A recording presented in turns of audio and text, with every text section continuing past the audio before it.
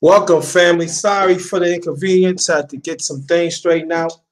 Welcome to the 2019 um 2019 Man's Talk. Hold on, let me get things switched up. God damn it. Glad I'm waiting for some people to come in.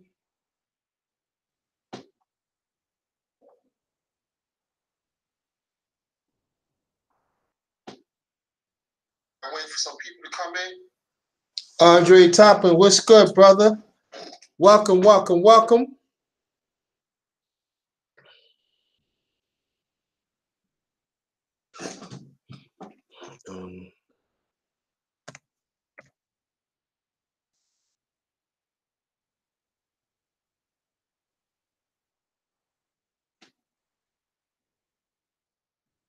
Yeah, it's an old Giant jersey, Andre. Hey, I'm New York, baby. That's how that goes.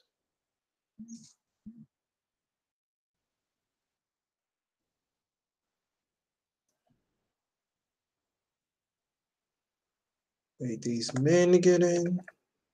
Oh shit.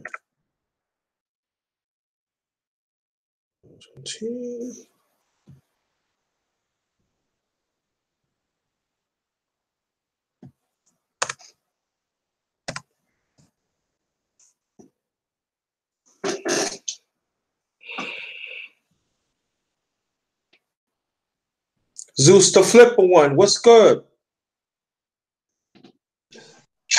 What's poppin' with you? Yep. What's good? What's good, brother? Lost Darkest P. If you want to join the man's chat, put your email in the chat so I can write it down and I get you in, brother. If you want to join, if you want to wait till next week, no problem.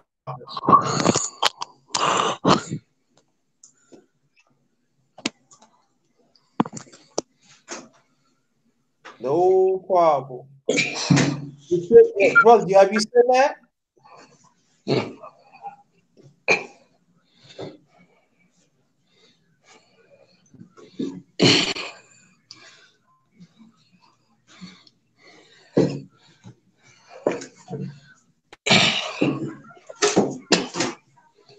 Okay.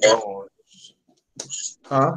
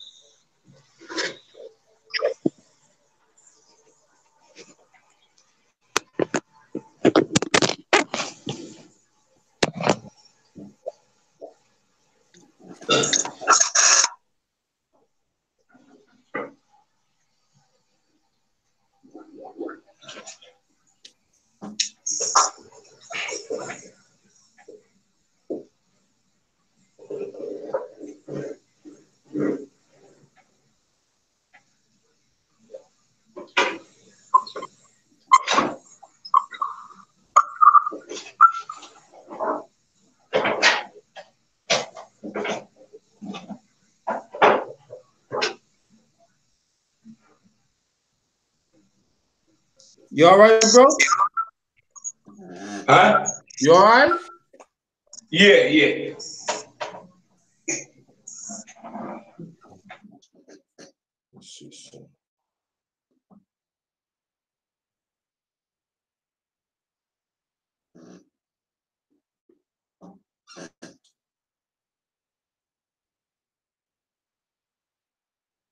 Send some links out, some people.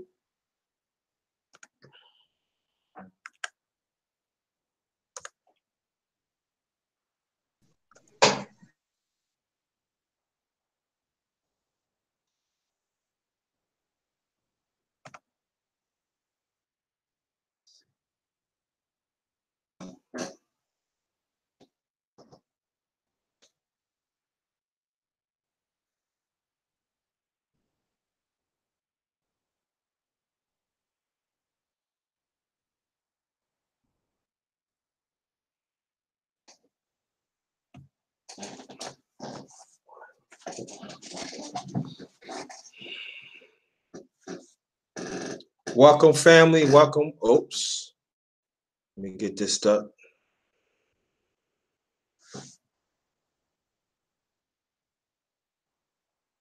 See.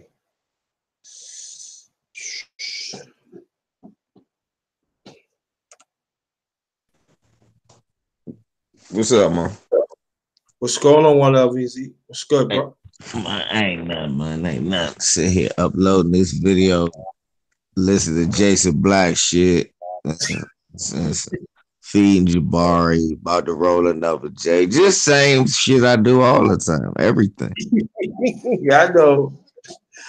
Yo, shout out to the LDBC. Yeah.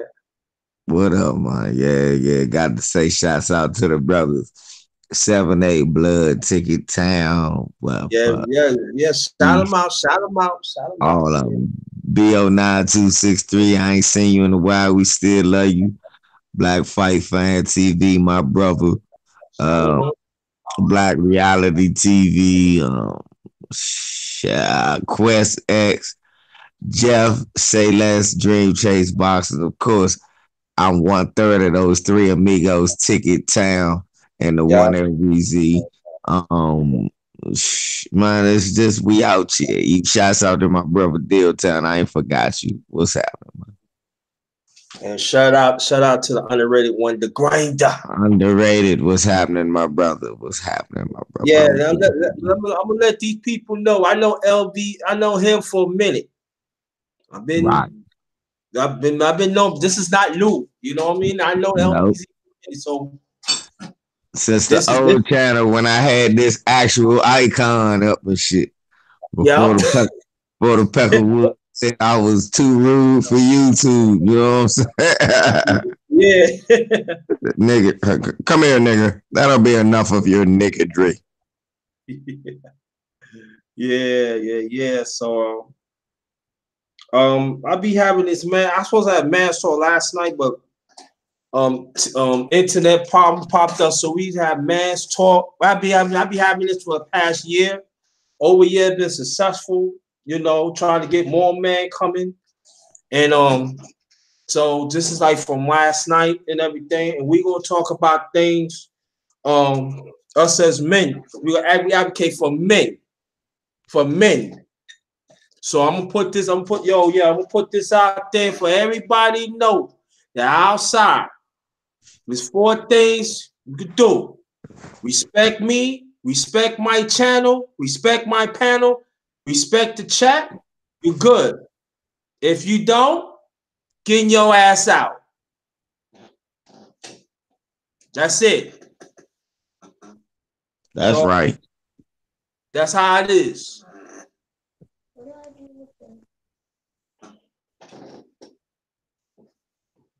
So CB Sports, what's good? What's good? What's good? Glad the brothers come. I want more brothers to come, but come when you want to. This building, this is they're gonna be so. I want brothers to get on tonight. CB Sports, if you want to get on, let me know. Put your, I think I have. No, I don't. I think I have your email, but if you want to get on, let's get on. We talking about men tonight. We building on men tonight.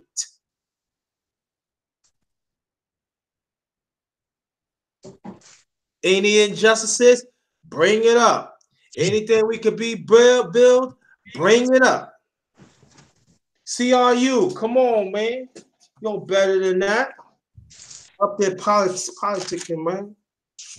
Gonna get you on. What's up, man? But yes, that's LVZ in here. What's happening, folks?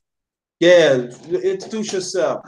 Man, what's happening, folks? Y'all already know. It's one LVZ. I'm in here saying what's up to everybody and shit. Kick it with my brother. Underrated. Y'all smash the lit Nike. You know what I'm saying?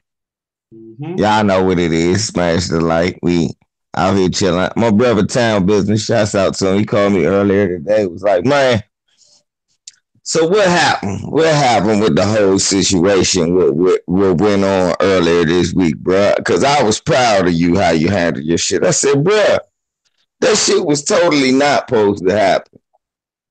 All the niggas was doing, I was uptown handling business. I made a few moves and it was time to go home. Mm-hmm. I realized I had to get some food for me and J Bars. I'm hungry. I said, well, let me go ahead and call a pizza place, order it now. Because I know it's normally no parking right there in F Street, and you normally can double park and run in and get it if you order it with no hassle. But that day just so happened they doing motherfucking construction work and I couldn't park nowhere. So I drive into the alley and I drive into the alley. When I make it into the alley, I'm like, shit. I could park right here, but these white boys right here doing some construction work. But they wasn't tripping. They ain't say nothing to me, and neither did this white lady. I'm like, he sit in my car for a minute. With my car running, I said, all right, my pizza should be ready. Let me park in this loading dock. And I was about to park in a loading dock. But then I seen this white truck come down, this Penske moving truck. And I said, oh, shit, he probably going to park in a loading dock. But he did. He backed all the way to some other loading dock. I said, oh, fresh. Yeah. Okay. And then I seen this brother come right behind him in a plumbing truck and park on the side. I said, oh, bet. Well, let me park behind the brother. Me and him get out our car. He get out his plumbing truck at the same time. Like I said, I'm in my car and I got on a suit and my gaiters and shit. As I'm getting out, the Peckerwood come to me and say, he don't go, excuse me, sir, you know, I'm coming out in a few minutes. How long would you be? You know, nothing like that. He come at me, I'm coming out in 10 minutes and you gonna move or I'm gonna hit your car. That's exactly how he came at me. He ain't coming. So, because people acting like I just jumped, well, you know, white people acting like that. Like I just jumped off the handle with the Peckerwood. What happened was the Peckerwood say that to me off the break. I'm like, hold it. I said, and I'm going to knock you the fuck out. I said, if I come out and anything, I'm going to knock you the fuck out. So I come right now. I already know I ain't gonna be 10 minutes. I walk in there, get the pizza. As I'm walking in, it's an older brother that was the plumber. He went, "That's right, shorty. You should have told his ass." I said, "Mm-hmm."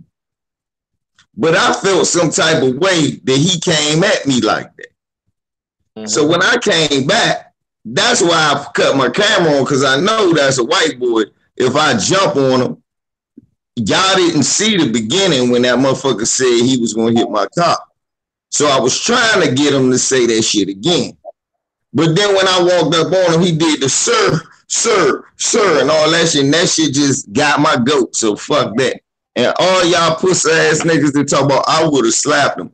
That's why so many videos of y'all niggas checking white folks. Oh, that's right. I don't see that. About it. I see too many videos of niggas getting jacked up by white folks. They hold the camera. Oh, why you talking to me like that? That's not how it's gonna ever go down. Fuck that. No, so yeah, sure. But I want to ask you a question. One of these, you know, I know you're a dad. I know your father, and we gotta have these and even like godfathers and stuff like me. I'm gonna have a show about godfathers, how I play a vital role in our community, and how the fathers should aid the godfathers. So I'm gonna have that. I said sometime next month. I gotta figure that out and everything. But I want to know why fathers is not being respected. I know the answer. I'm just as a man's perspective, why it's not being respected in our community as it should. I believe because, to be honest, part of it is our fault. Part of it is the women's fault. Part of it our fault because we let too many piece of shit niggas control the narrative of what a father is. Part of it is our fault because we let too many piece of shit niggas get the praise and we don't yell at the top of our lungs and go, hey man, I'm here. Mm-hmm. Part of that is because that's what a real man do. You don't ask for credit for shit you supposed to do. You just fucking do it. Good. Yep. Mm-hmm. And when I say part of it is our women, part of it is our women for not giving us the praise when they see it. And part of it is our women because they focus so much on the bad father that ain't there without talking about the good father or the good stepdad or the good boyfriend they had that they fucked over. So, you know, hurt people, dysfunctional people do dysfunctional shit. Mm-hmm. Yeah, that's cool. So, but we're gonna talk a little more about that, and we're gonna talk about the as far as black men why we should, from 2018, from 2019, what we should improve. Matter of fact, why I should ask you that question: what we should improve as a black man from 2019? What would I improve as a black man personally or us as black men? Both, please. Me personally, what would I improve? Shoot, I want to try to learn more every day and figure out the most effective way to help our people fight white supremacy. What I would like to see black men do, I would like to see us not be out here acting like cowards and clowns and goddamn jerks and stupid and uninformed. I like for us to stop this long concurrent love of bullshit and shit that don't matter. We got too many niggas that'll say shit like this. You think you smart? Instead of saying, I ain't know that. You know what I'm saying? Thank you for teaching. So hopefully we can get a balance of niggas that's thorough, that's not only hard, but niggas that's hard to corrupt. Because you can be the toughest nigga you want, but if you stupid, you gonna get dominated eventually. Yeah. I think for me as a black man, I just want to keep on improving. I want to be around brothers that be on the same alignment. It is that it's time when it's time to do things, we can do things together. It's not except just, oh yeah, I'm waiting for him to pick up the weight. Nah, if I pick up my own weight, you pick up your own weight, and we could all. I mean, I'm talking about the ones that are doing the work, and we could build. And I think that. That's one of my motives of this year. La D, what's good? What's good, sweetie? Thanks for coming. And we're waiting for some more people to come in. I send the links out now, so I'm chopping it up to one and only, the legendary 1LVZ, one of the founders of the LDBC, that stands for Lions Den Boxing Community. Let me say it again. Proudly stands for Lions Den Boxing Community. We're not just a boxing community. We talk about social issues. We break down every sport we can do. I know I do. So, and also we protect each other. If there's some bullshit, we throw them out. I seen it. Yeah. I can tell you one thing. Maybe you don't remember LWC. It was one time like 2 years ago, somebody messed with me on his channel. He threw him out. Yo, who? Underrated? No. That's my brother. He threw him out. And got to go. And anybody that goes beside it, there's degrees that. So, and you gotta have family like that. You know, sometimes if ever you gotta get back on something. You gotta right.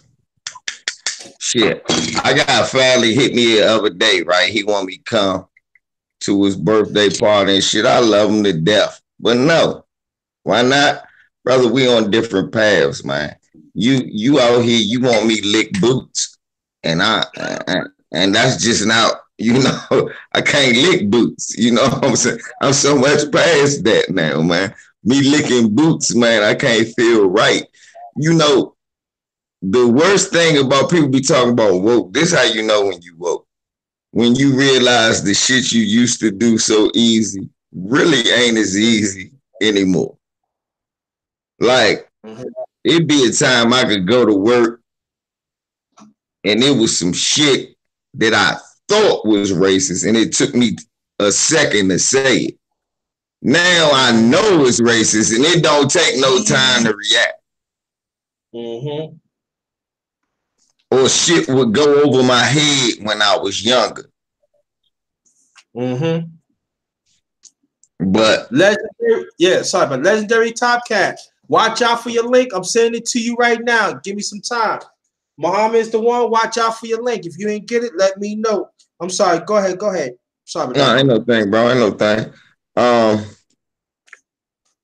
But real talk though, man. I look at shit now. It ain't as easy, you know what I'm saying, do shit now as it was when I was a youngin'. When I was a youngin', I would let you slide. Now, I can't let you slide. That's why I get on some of these young, like, no, don't let them do that. I know how you, but you don't know. Mm-hmm. You know, I don't know that I never let no Peckerwood slide to the point I ain't jumping that shit. But it would when I was younger and I wasn't as sure of my knowledge. They could say something and it'll go over my head. Then I had to come back and check them. Whereas now you can't say nothing. I'm on my shit. So I'm like, hold up, nah. I'm hyper vigilant. Yeah, we doing getting that thick skin. What's up, Muhammad? Is the one. My man, what it do, baby? Ain't nothing, man. Just chilling, man. Yes, I can't sir. complain about that. Yes, sir. I was telling Underrated that you had that in-depth information about that young little angel that got murdered down there in Houston. You know what I mean? So I wanted you to elaborate on that. Well, I won't say. Huh? No, elaborate on it. And plus, at the same time, this is Man's Talk tonight. Why is important that every black man need to pay attention to it? That's what this is Man's Talk. But go ahead, LDBC. I want you to get into that, please. Thank you. Okay, basically, what we got is for those who aren't abreast, but of course we all are here. The baby Jasmine Barnes was killed in Houston as a red pickup truck with a white supremacist devil pull up on her mother and her sisters and open fire on them. Now they're saying they give us a description. They've given us a description of a red pickup truck. They can't give us a make and model and a blurry ass picture. And I done got so many motherfucking moving violation tickets with these speed cams and these red light cams where not only they showing me the picture of my car, but my license plate, you can clearly see the make and model. But they keep giving us this blurry moving ass picture. And they saying to us now that this the best they can do. Come on, man. Come on.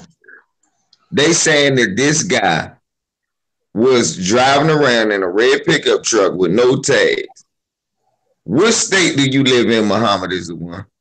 I live in New York, brother. Can you park anywhere in New York with no tags on your car? None at all. Cause what'd happened to your shit if you park with no tags on your car? That shit would be swinging on a tow truck, swinging back and forth and out of there. Underrated. Where you at, brother? I'm right here. I'm in what Virginia. state? Okay, so hey, so I ain't even gotta ask you no more. You know what'll happen if you come. So we need to ask this first question. Where the fuck is it at where you can even park a car with no tags, let alone get on the freeway, go near a Walmart, pull out a weapon, open fire on some children and a woman, and then drive off into the night, and we can't figure out who you are. That, I mean, really, that don't sound suspect. Like I said, when y'all hit me, I was listening to Jason Black, and I was in the comments saying, I think it's some cop shit. He look. Oh yeah. It ain't never coincidence that he knew where to go to get away from the goddamn camera. Mm-hmm. Yeah. Yeah. Yeah. I don't believe in coincidence. How he know where to go to get away from the camera? Right. What made him feel so comfortable that he could drive around all day with no tag? Because come on, this was a random target. Where was he coming from driving with no tag? I got tags on my car with 2020 stickers. I can't keep a cop from not getting behind me. And I'm gonna tell you like this: in Virginia, and when the cops see a stick, if they see a sticker while you're parking, you ain't gonna see that. If it's overnight, you ain't seeing that car. You ain't seeing that car. You're not even turning that wheel. You're not gonna turn on the incinerator. You're not turning on nothing. Right. In Virginia. And I've been in Virginia for 6 years. And yes.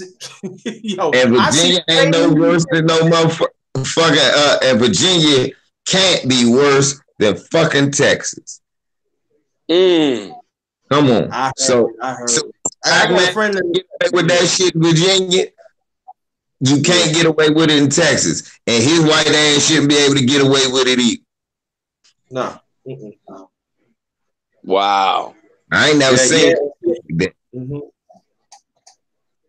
And us as men, why we need to be concerned as men, because they targeting our kids and our women. Right. And we gonna have to be with them. I did a video about that. That's what I said. Jason Black is actually saying shit I already did a video about. When I say we need to travel with our wives, travel with our sisters, travel with our daughters. Hey, look, where y'all going? Y'all going to Kmart? All right, I'm great, dry, y'all. No, I'm great, dry, y'all. Right. We got great go to the grocery store. All right, I'm great, ride with y'all. Right. I'm great, ride with y'all. Right. Right. When they start going to the store seeing all these men and shit, they gonna be hesitant. When they start going, they gonna be hesitant. When they see all these women and kids, they ain't worried about nobody probably having a gun and busting at them. Mm-hmm. Yeah, and also I'll be preaching this for a long time too, brothers. We gotta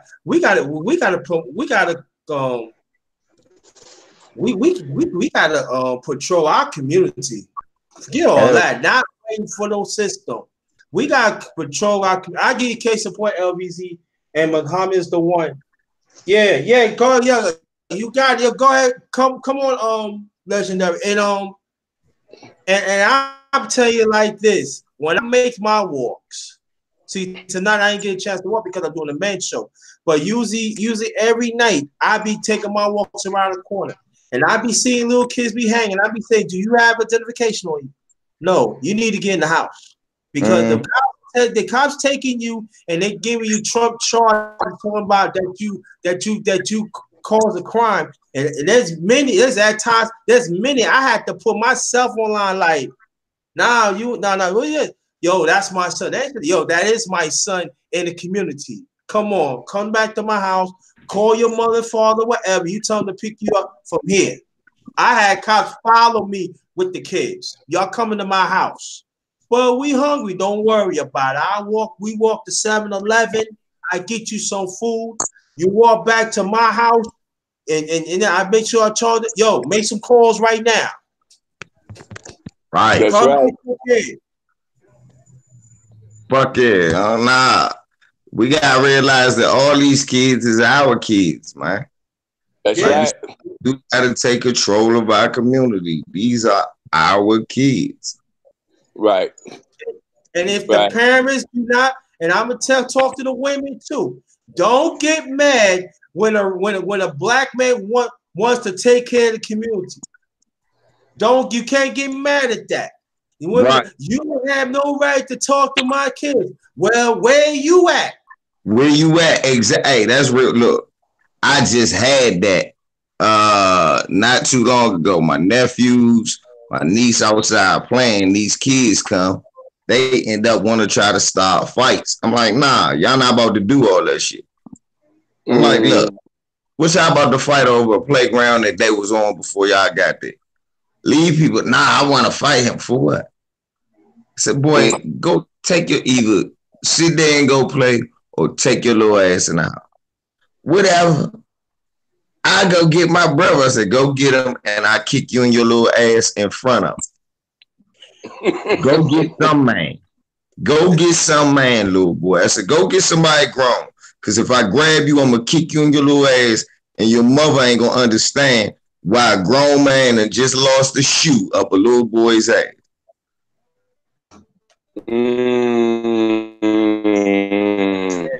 Yo, let me get these announcements up the way. My channel, the Underrated Darkness. Better know the underrated one, the Grinder. Shout out to the LDBC. If you want to know more about the brother, yours truly, Jerry Thomas. Facebook group. Facebook page. That's my name. Facebook group. All in caps. JT MVP. Thinking for ourselves. Also in caps. My Twitter account at JT Blackman44. Lastly, my Instagram account, same name as it says on my YouTube channel. The Underrated Dog. The only different thing is it's lower caps. All right. Hit the bell when I come for a powerful live stream or video. Share this and the other videos and the live streams that I did in the past. Share this tonight, especially people saying that there ain't no such thing brotherhood. Some whole ass niggas on YouTube. Right. Look where we at right now. 2019. Right. So who's telling the truth? I told your fool before. Listen to the underrated one. I will not steer you wrong. So I want to ask this question to the brothers.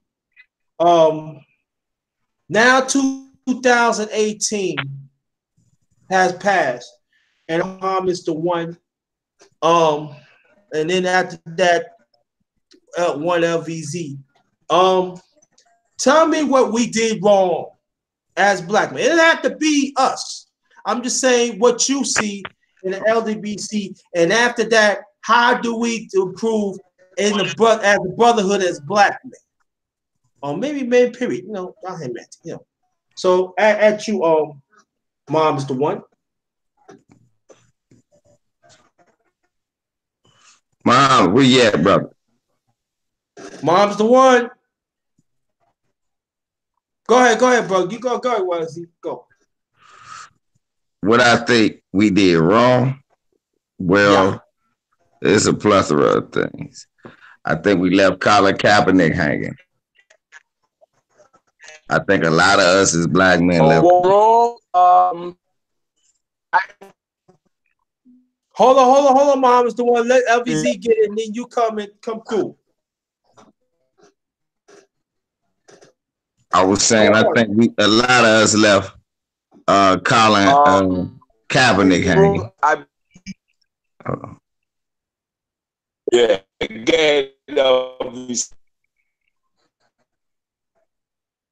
Can y'all hear me? It sound like we breaking up. No. It's Muhammad's the one. He's the one breaking up. Okay. All right. The one. You breaking up, bro. Let LBZ finish his point, and then you come through LBZ. I mean, you come through. Muhammad's the one. Then crew. Go ahead, bro. What I think we did, one thing we left Colin Kaepernick hanging as far as I'm concerned, because I feel like a lot more of us should have got behind and what he was doing. A lot of us real ones was behind him, but not enough of us. I've seen a lot of brothers still watching football. What else I think we could have did a better job of? I think we could have did a better job this year of protecting ourselves and arming ourselves and stacking our wealth. Because last year, really ain't much happened to us for real. Like we was getting killed by cops like all, but it wasn't as bad as the Obama era. Most of the thing they was just so happy. They nigger. I want us to stop recording shit in a passive state. I want us to record shit. If shit gonna go down, you be in the aggressive state. You know what I'm saying? Stop letting these motherfuckers chump you and you just, oh Lord, what was me, what I do? Nah, fuck all that. Nah. And stop forgiving, goddammit. Stop forgiving motherfuckers for whooping your ass. That's it. That's it. Okay. Muhammad's the one.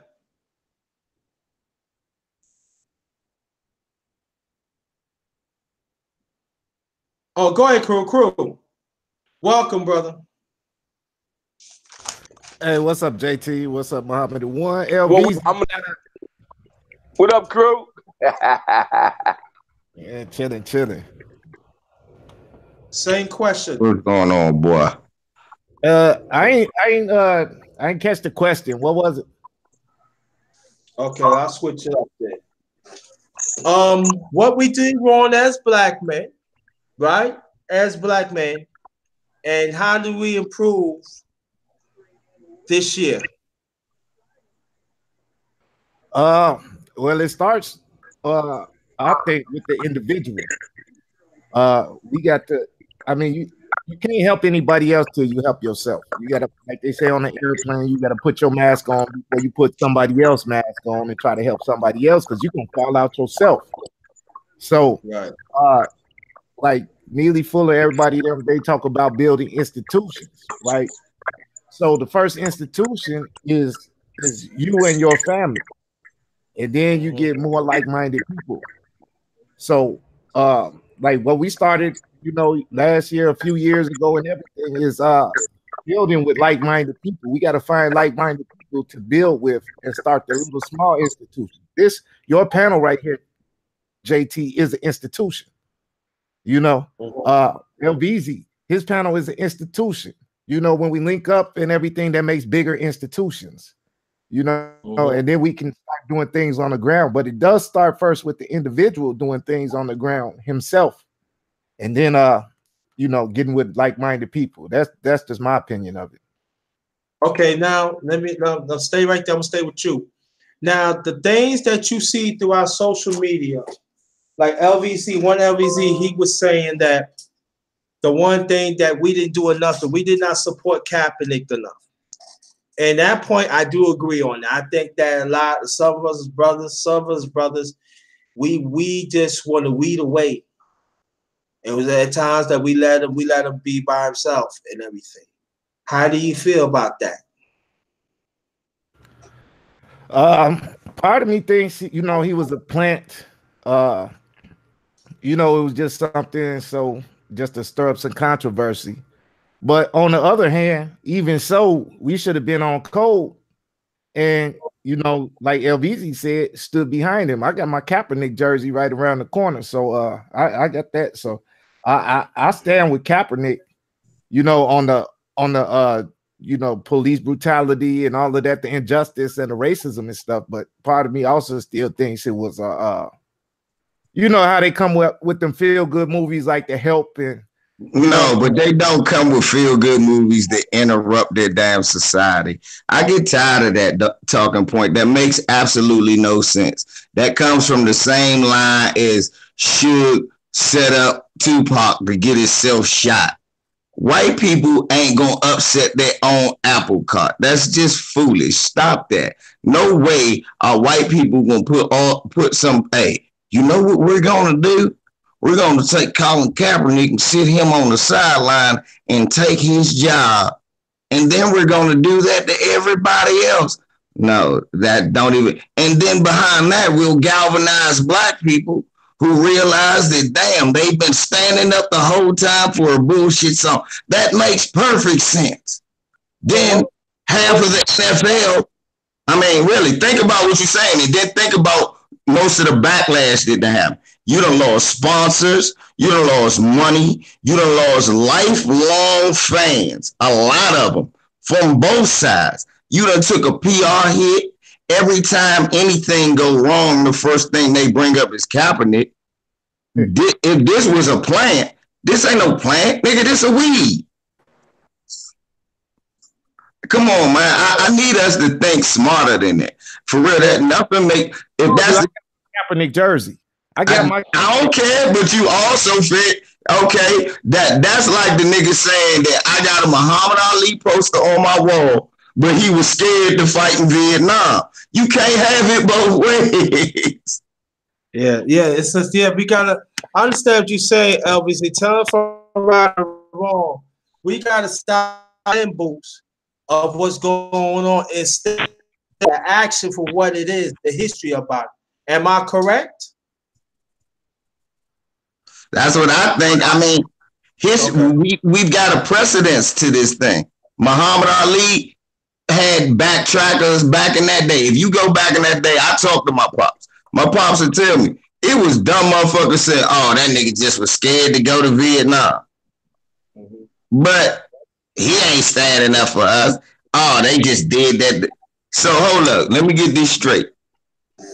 White people thought it was smart to tell him to say no, join the Nation of Islam. That's what I'm saying. He's saying all the shit. And think about it, crew. White people said, hey, you know what? Let's get this black guy to tell us how actually Fidel Castro wasn't an enemy to black people. Let's do that. Come on, man. You smarter than that. You heard what I said. I said part of me thinks that it could be. Well, look. Well, this all of me gonna stab that part to death tonight. We are stabbing that shit. We killing that part tonight, so all of you will know that nigga. He is. Look, this. Think about it. All right, this is all I'm gonna say, bro. If he a plant, what is Eric Reed, Cromartie, Peters, Beastman, all these people that then caught backlash or don't got a job, because people act like Kaepernick was the only one that got fired.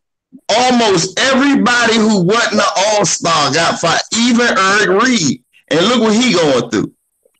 Yeah. Well, do you think there's a possibility trying to somehow start some kind of race war or something? Can I ask you a question? At what year were they not trying to start a race war? Before you come with this weak argument. Oh, I'm just saying, couldn't it? I'm just saying, I mean, what year was it where they was all racially peaceful with us? Racially peaceful. Was it the 80s?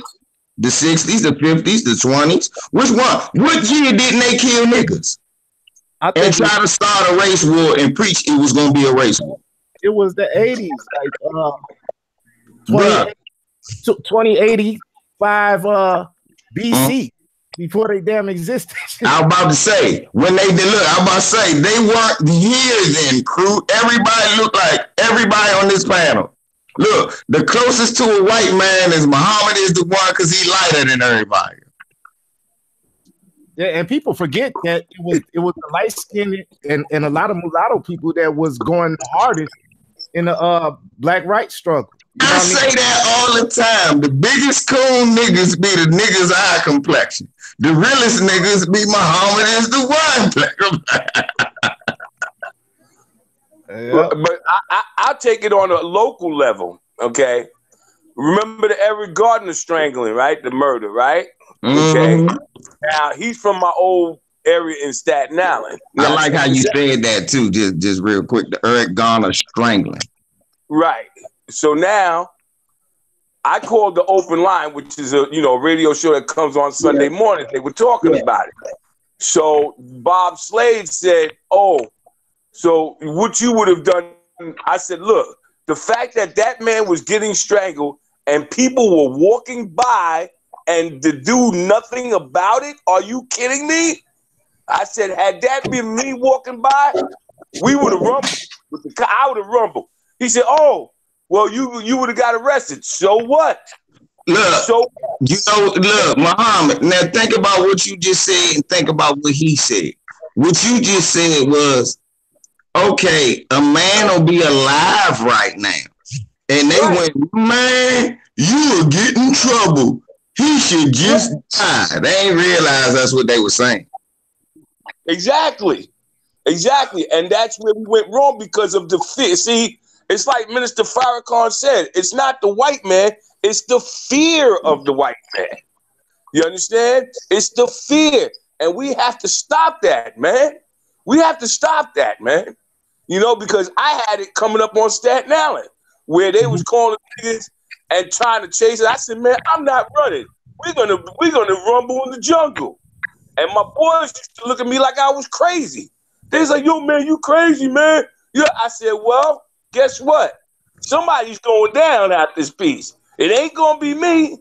Because you know what? I'm not doing that, man. I'm not doing that, man. I'm sorry. Now, I got a lot older now, and I might have to resort to other tactics, but you know something? So be it, man. So be it. Can I ask you a question, though? Can I ask you a question? How many of them was willing to pull out a cell phone and just record it, though? Introduce yourself first, brother. No, I just wanted to ask the big bro, how many of the brothers that was asking you, like, warning that you were gonna go to jail, how many of them was willing to just pull out a cell phone and just record the situation? Because a lot of us, they got that cowardice to where we just use a camera phone and think that we did enough to prevent a situation. Well, I know there was a brother that did use that cell phone that day that he captured it. But then even with him, they set him up later on. About a month later, they caught him by some St. George motel saying that there was drugs involved, and they sent him to jail too. So, they were just, out there, let me tell you something. Out there, it's like once you get past the black areas, brother, it's like the Mason-Dixon line, okay? I could give you big stories about that. So the people that asked that, they might have took the phone camera and did it and might have did it. But, just the fact that they told me, oh, but you would have got arrested. Yo, even going to the cabinet thing. When LVC told me him and his man came up to the New York offices, I was like, damn, I wish I'd have knew that. I'd have been right there with him. But see, all of us should have flooded those NFL offices, not only flood them, but take the money away from them too. You understand? Don't spend your money with these people. You understand? Now, if you don't want to get hurt, if you fear of getting hurt, economic withdrawal is the next best thing. All right? If you don't want to get hurt, I got you. Let's withdraw the dollars. The same thing with this Christmas BS. $1.7 trillion we spend every year. Every year. Yes, and sir. You end up and you starting the new year broke. Come on, that man. That was powerful. Say that one more time, please.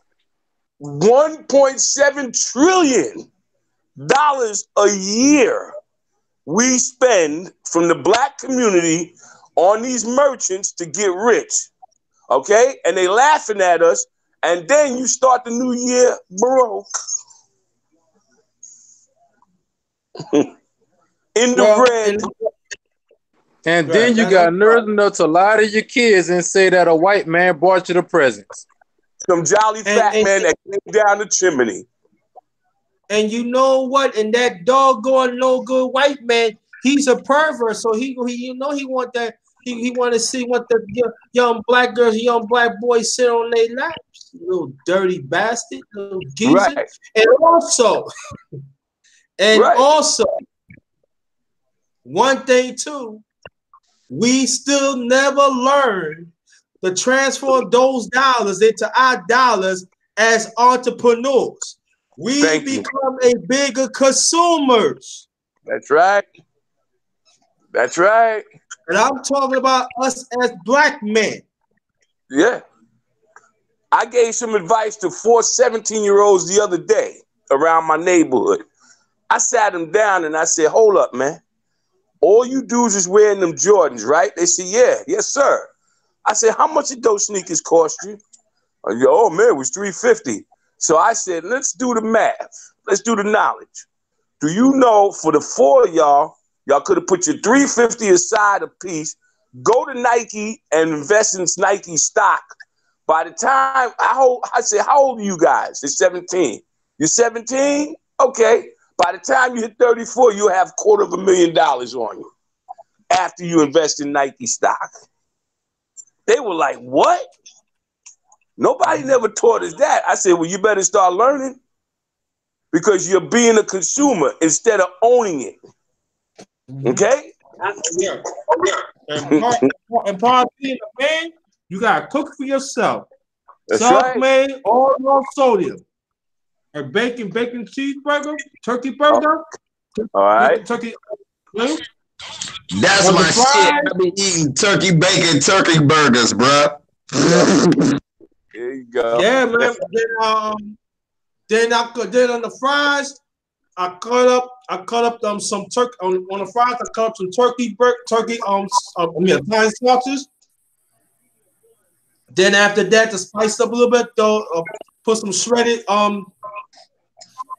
cheese, sharp cheese on it, and then spice it up a little bit, put a 1,000 ounce on it. Then I'm done drinking some spirit juice. I ain't gonna tell you what it is, but spirit juice. Hey, JT, damn you! I wasn't expecting to see your food today, man. I'm still waiting on my fish to thaw out. You talking too much, man. I don't do no fish, man. You talking too much, man. Don't eat none of that fish. The Fukushima.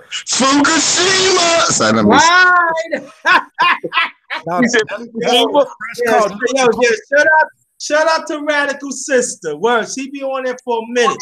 So shout out to Radical Sister. Yeah. No, I ain't gonna focus in with that. Anyway, y'all, I'm allergic to seafood, so I'm good. Let me stop shit. You know, I done did diss videos and hurt people's feelings, but you can't be listening to Peckerwoods and putting shit out in the community, man. Nigga, niggas gotta stop acting like girls. With the time it is to be teaching these youngsters the right way and stop letting them run around saying stupid shit. I understand now. I'm not as young as I used to be, but I still am in that middle area where youngins still find me cool. So I try to use that to focus them on learning shit instead of just being a bunch of dumbasses running around saying stupid shit wearing gay pants.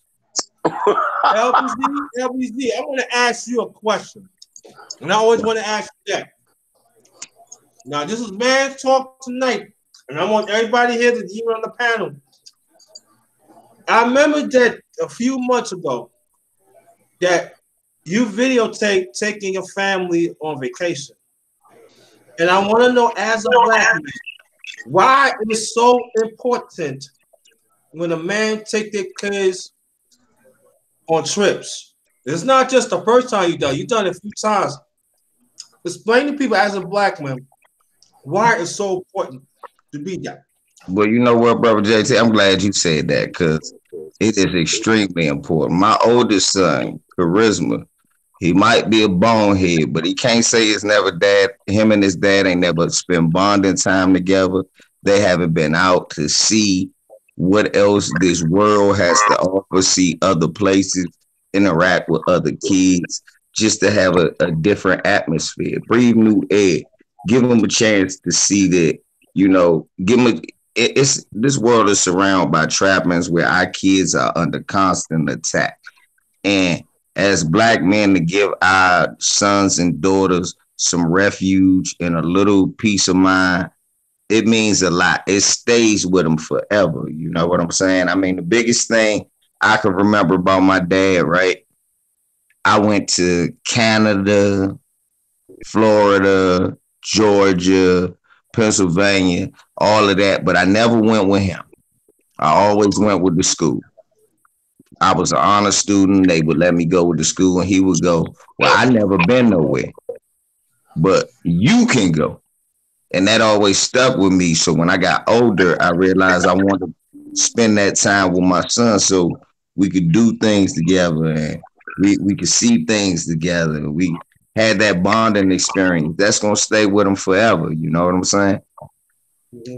Mm. All right. Muhammad's the one. Same question, yes, please. Sir.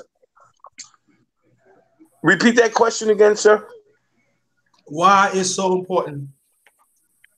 Why is so important a black man take his kids to travel with him? Why is so important? Well, I believe that what that demonstrates is, the black nuclear family, the being solidified with the bond of your kids being bonded to you doing something, as a vacation as a unit. You're showing your kids experiences. You're pointing out certain things. Like educate. Like part of education is traveling.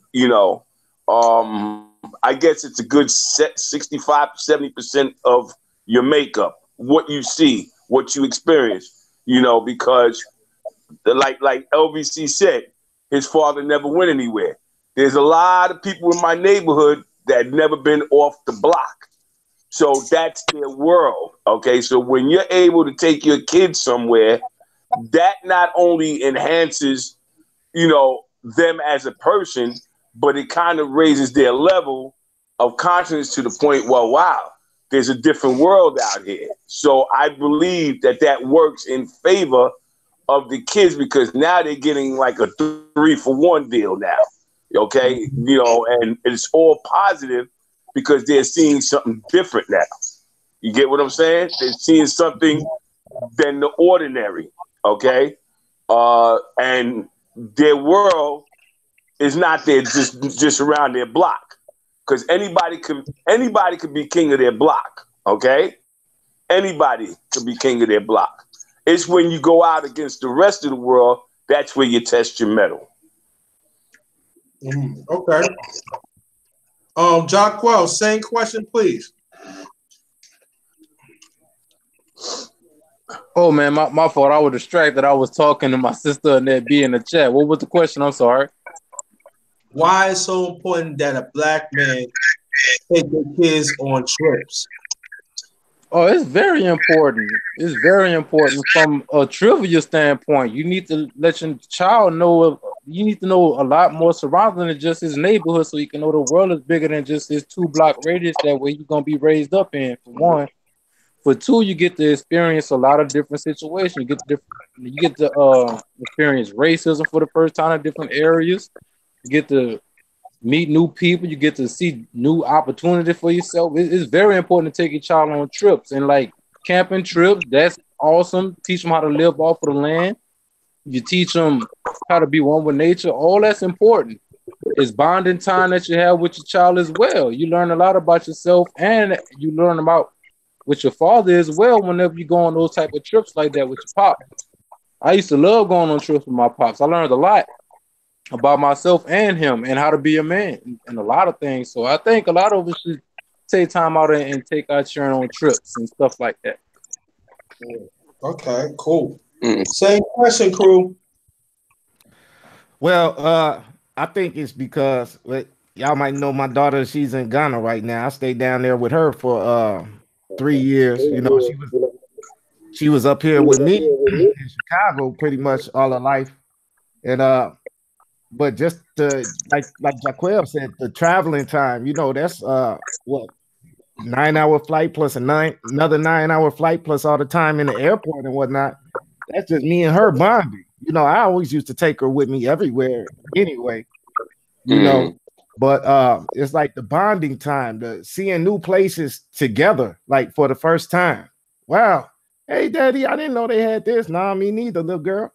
Uh, is the bonding, the new culture, and one of the main reasons is because you're so inundated with this the media from here out here in America. It's good to get away from it for a while, because even if you can go see, and you turn off the TVs and or you watch TV in a different country, the news is different, the propaganda is different, everything is different. So traveling is very important for like everybody, period, but especially between parents and their kids. My parents took me traveling a whole lot, what I mean, whether it just be the Disney World or go fishing or something like that, camping trips, just little day trips. Those are all, good things. Take a 3-hour drive from Chicago to Wisconsin Dells, stay there for 2 days. I mean, they're going to remember it forever. It's like, it's not a trip in my life traveling I don't remember, so. That's Yo, what you Wisconsin, man. I want some of that Wisconsin cheese, man. That should take the fucking bomb diggity, man. I ain't fucking around, man. I might have to go to Wisconsin, stock them motherfuckers up. Yo, I need some cheese, man. That cheese fucking great. I'm telling you right now. I know I'm, that cheese is fucking great. But I say this, that my late father, he's from Georgia. So ever since I was like 5 or 6, like in the 70s, we used to go like every other year, or sometimes every year, or sometimes every 3 years. And that was a bonus for me. And it was cool though, because I got to know the family from Alabama and stuff, and I see other things too. And then when I got older, after I got married, after that marriage was over, I was with this other young lady that's like about maybe like 6, 7 months later. I was with her for 8 years before the relationship got bad. We used to go on cruises, and we used to go on cruises. So I'm one of the few that see like part of the world, going for cruises. And I've been to Jamaica and stuff, and I think that the thing that is good to travel, but the one thing I hate about travel is still oppression of our people. I still see some countries that still had a hold on our people for centuries. I give you a case in point. When we this is when we went. This is when we stayed at Bermuda. We ain't been on the cruise, and I see our people. They had shacks, was half in mud and half on ground, and I remember there was people making fun.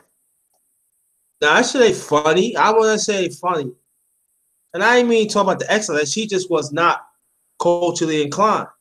She was not really like inclined what's going on. So I said, that ain't funny. And I remember that like she was buying stuff. She was buying stuff for like other people, not us as a people. I said, yo, I was grabbing my, yo, they got better stuff in there. Why you buying for them? But look at the chat. But yo, that's our people, yo. And I know at times that when I left at these certain places, man, I wish I could do more, man. It was like it's like a certain part of me.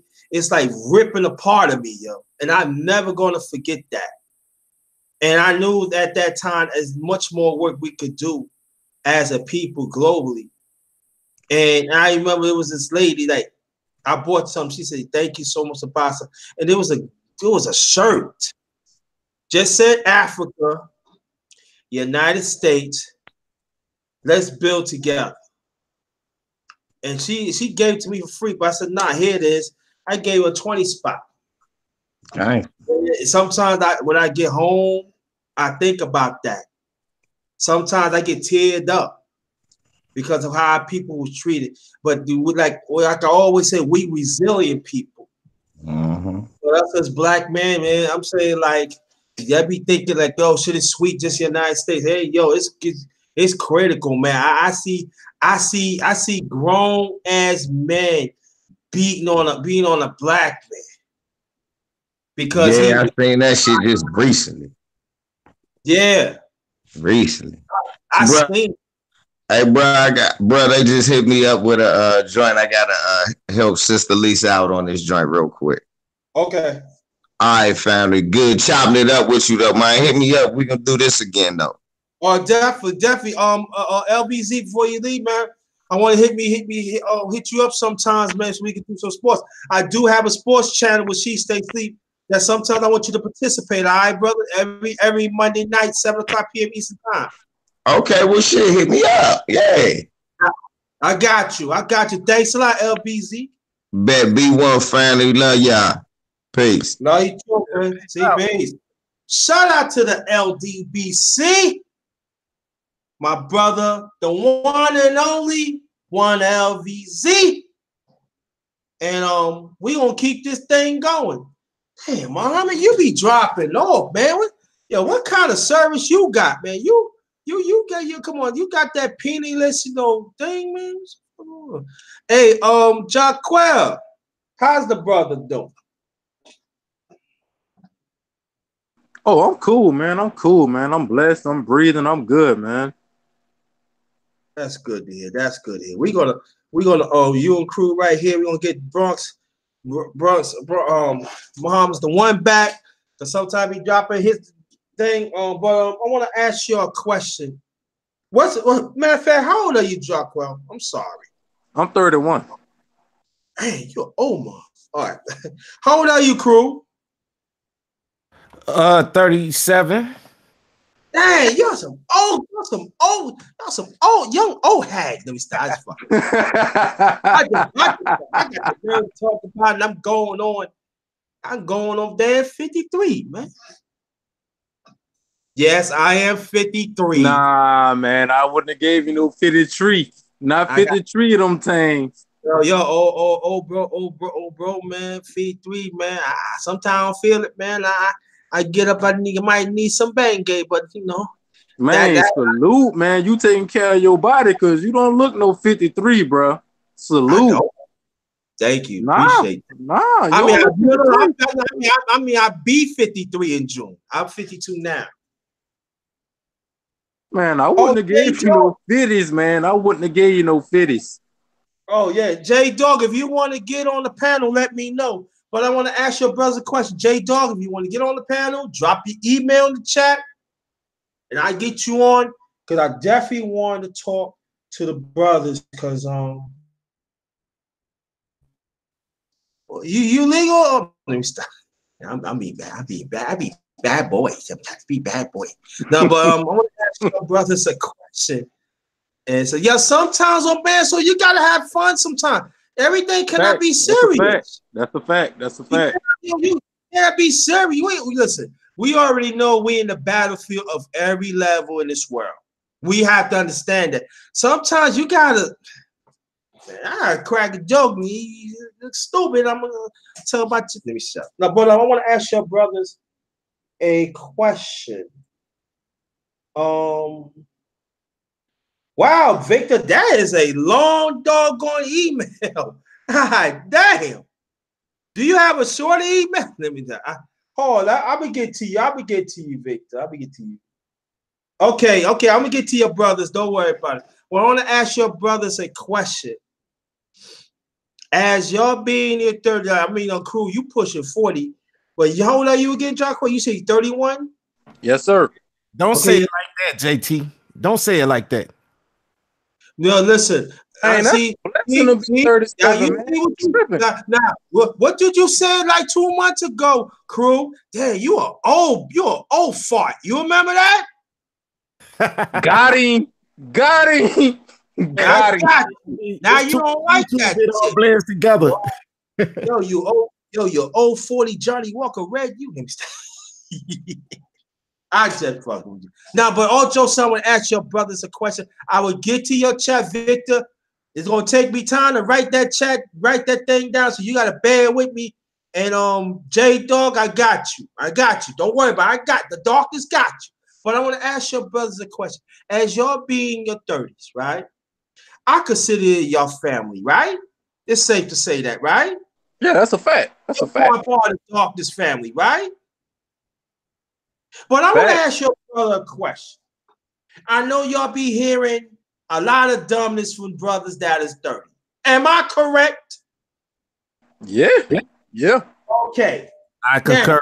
as stand-up brothers as you are, as grown as men, how could we as men to correct the bullshit, but at the same time, let them know, listen, you can still contribute, but this bullshit got to stop. Why I ask this question? Because they are still men in their 30s. They figure like, oh, I ain't grow up yet, or you gotta understand this stuff. But it's still wet in the fucking ears. Now, how do us as men deal with that? Please, whoever want to go first. I mean, I hate to say it, but whenever if they hit their 30s and they still can't figure it out, man, it sounds like they was raised by women and they just got a whole lot of female energy in them.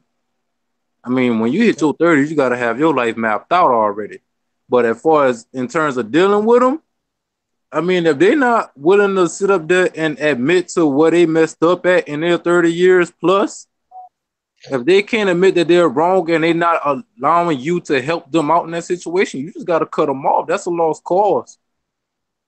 I mean, there's no excuse to be 30 years old and you still trying to say, well, you still growing up. I mean, I understand that you might not be familiar with a lot of situations, but at the same time, this is the real world. Nothing is going to be handed out to you. You got to go out there and get it.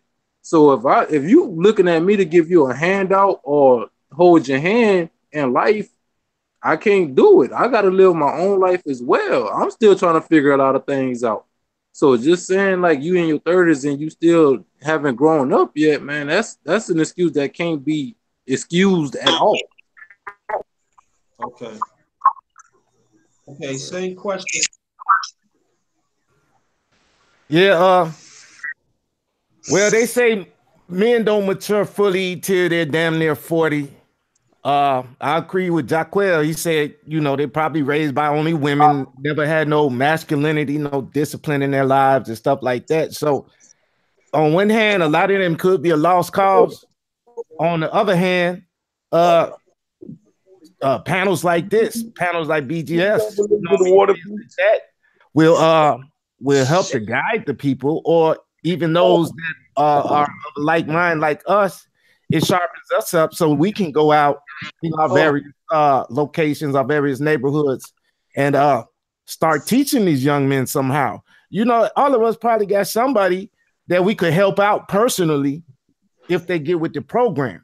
You know what I mean? At least give them, a leg up, or teach them. Look, like Taquel said, you've got to feed yourself. You've got to do this yourself. So, but I'll help you. I'll guide you. I'll talk to the boss. I'll hit you in the door. But you've got to do the rest yourself.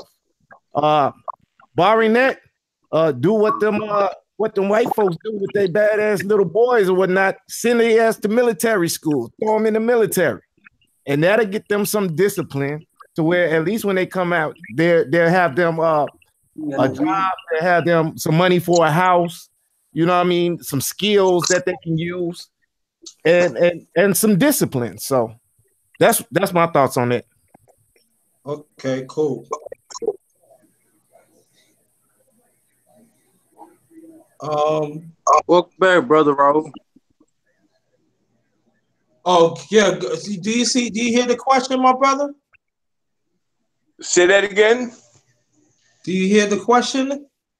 About what? Getting young boys in what was it again? Repeat it. Oh, you answered that. I think you answered that. Now, what? Now, they how do we get these men that are 30 years old on their bullshit? How do we get them back on track? Good question. I believe that we have to sit them down.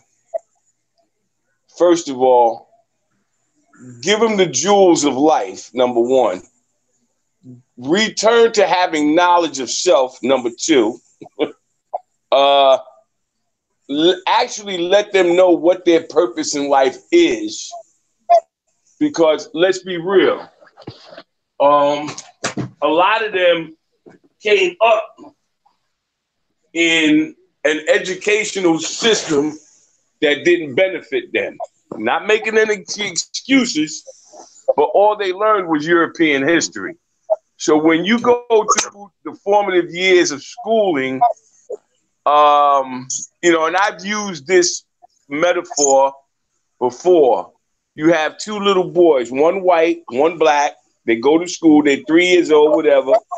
They hang on mommy's leg. Mommy, I don't want to go in there. Then finally they go in. As they mature through the years, the white kid is puffing his chest out because he's learning about his ancestry. Whereas the black kid, he's learning nothing about his ancestry, but nothing but slaves, this, that, whatever. So that's why he comes out with his pants hanging down. See, so there's components that are mixed in to what we see nowadays. Not also, they're teaching this feminization thing within the schools also, okay? So what happens is we have to grab them, sit them down, give them the nuances, give them, like I said, the knowledge of self, give them reading material that they can sit down and read and then have some sort of understanding before they do anything else, before they embark on anything else. Because if you don't have that as your foundation, brothers, they will never change. See, and if you just take a look at the young from 30 on down. They have no knowledge of self. Look at the things they're doing. They're following society's ills without even, and this is with technology, mind you, okay? With the internet, they're being bombarded. There's a lot of things that are out there, brothers. So it's not gonna be an easy job, okay? So once we get that factor down, then we can move on to, the other things, teaching them how to be respectful, teaching them how to listen. When that woman comes with the shopping cart, help her out, that your community is a base of where you at, where you live. This is your community, and this is what's going down. Then you move forward. I hate to make it sound complicated, but you know what? It's a long road. Yeah. See all you do that for me, please. Do that for me, please. Sorry about that. Hello? Hello. So that's my take on it. Oh yeah. Crew. Do you hear what I said? Yep, I'm doing it now. Okay. Good looking. Appreciate that. I'll give you a prime example on what we should do. Okay, Lil Nate, you right here, right? Say peace to the chat. Peace. Okay, what you want to be when you grow up? I want to be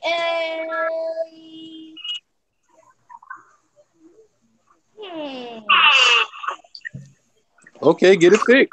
police officer. Okay, you want to be a police officer. Why do you want to be a police officer, sir? Because I can help people from criminals, and I can help people from getting shot and stuff. Okay, And I can okay. find DNAs. That's fine. But what is your backup plan if that doesn't work out? What if police officer don't work out? What's your backup plan? My backup plan is just to change of being a police officer and going to be a firefighter. A firefighter? I always have a plan B, okay, bro? Okay. All right, say peace to the chat. Peace. Peace. Peace. That's the deal. Welcome, brothers. Introduce yourself, brother Rob. I seen you the link, brother. Watch out for it.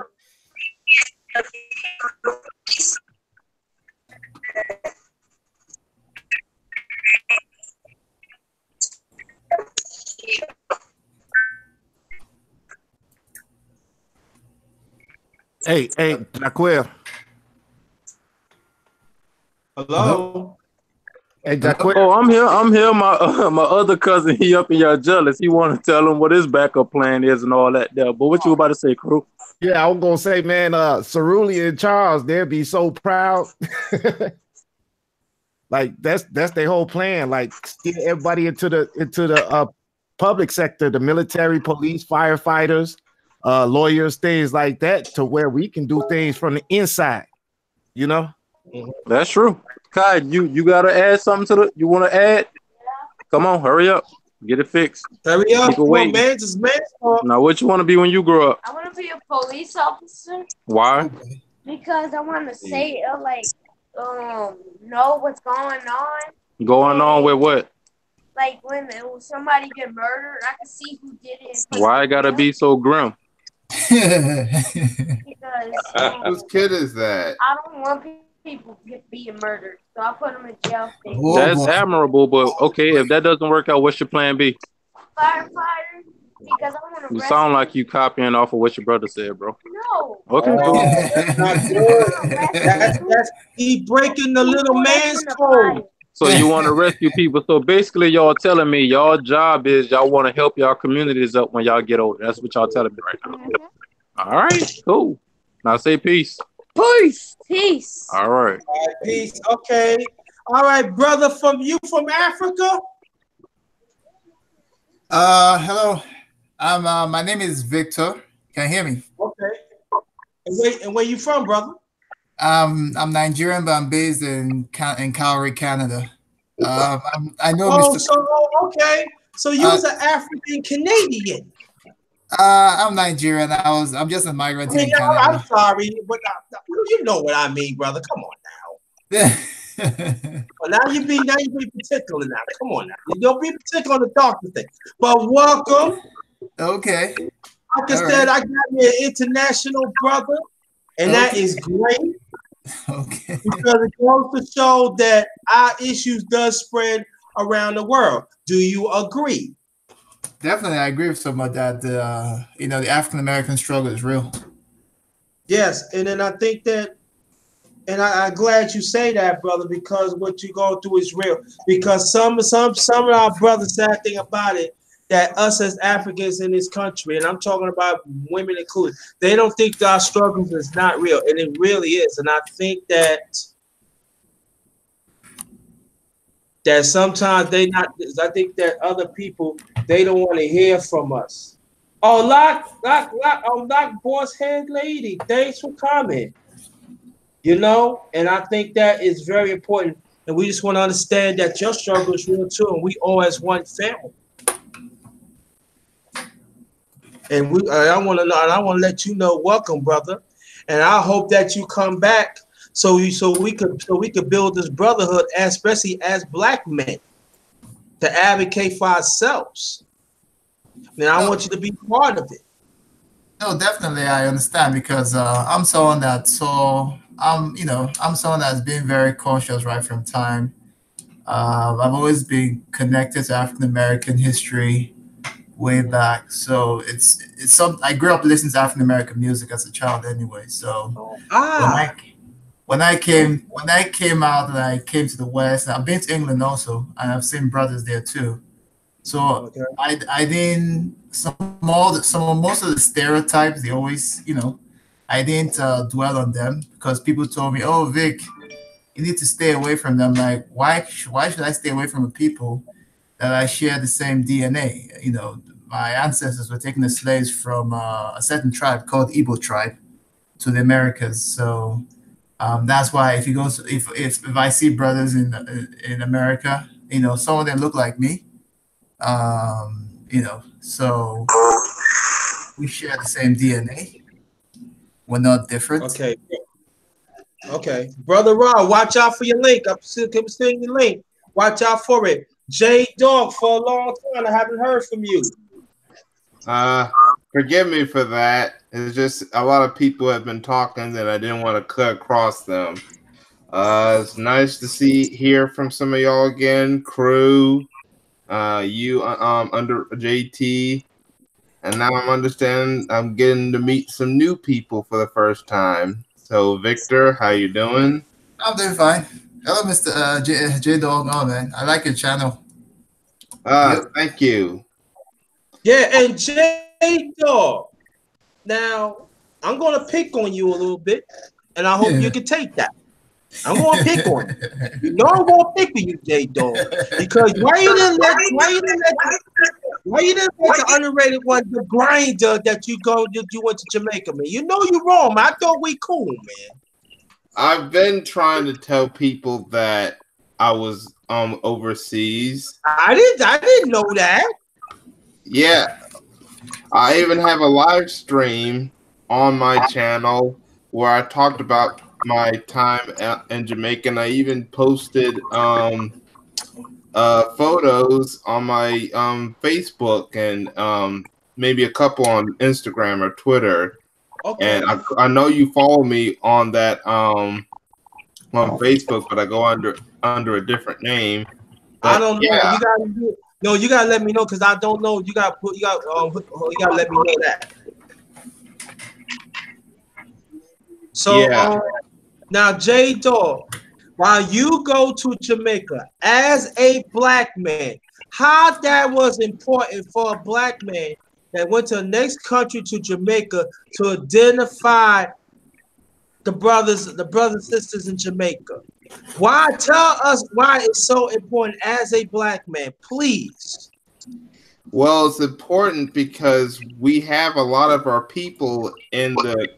Will tell you the truth. I just went there to have fun with my family. We all went. We went on family vacation. But the reason why some people will go to Jamaica is because they want to connect with the people that look like us in the Caribbean.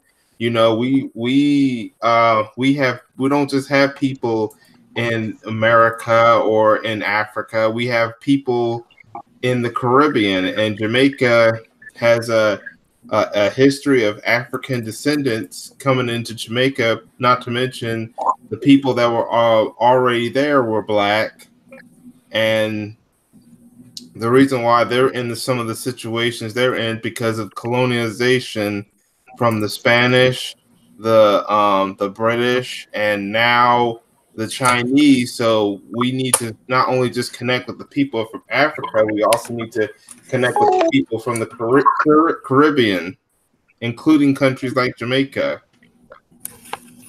Who got off? Probably the LVC. No, the LBC been off. I thought No, somebody he else. went to Lisa's live stream. Yeah, he said he was going to Lisa Live, right? Okay. It was Jaquel. Jaquel, the one that jumped off. He might have Okay. jumped. Oh, that's right. He said he'd be back. Oh, that's the one. Brother Ron, keep on looking out for the link, brother. I didn't forget about you. I'll keep on sending out the link. But brothers, I'm glad you're here. Victor, we're gonna start from you. Okay. Now we see there's a lot of craziness as that's happened in 2018. Tell me what you didn't like us as black men, the certain stuff that we get into, and how do we improve that of this year? Well, from my observation so far, I think brothers should be on code. Always be on code. Like always try and have in the mindset that you live in a system that doesn't want your happiness. A lot of things we as a people should stop arguing and fighting amongst ourselves and trying to know the big elephant in the room. All this gender wars between black women and black men, or should I say melanated people and melanated men, should stop.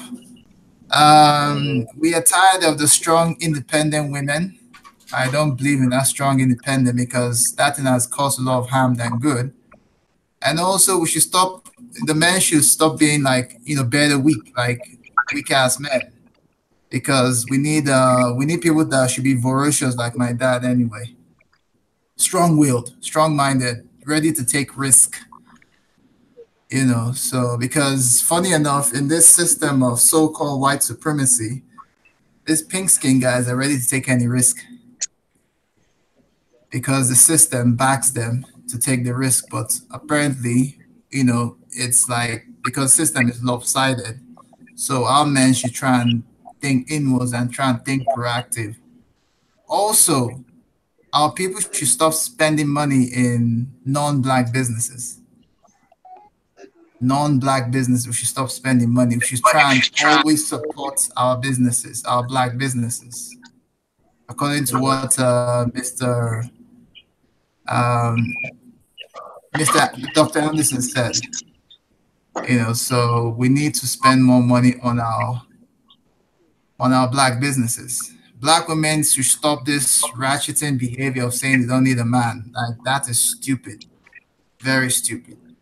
Very, very stupid. My mom won't be where she is if not my dad was helping her. So, our women should try and stop this independent, feminist masculinity nonsense that they're doing.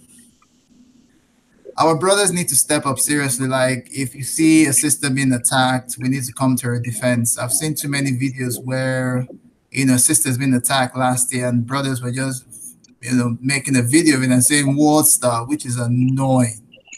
Annoying. Let me give you an example. My mom, I remember a time my mom was in the bus back in Nigeria and she was attacked by a male, and I didn't know when I had butted the guy. Like it just came out instantly. And so for me, I'm someone that like if someone is attacking the system, like yo, you need to stop. Like I get into that zone.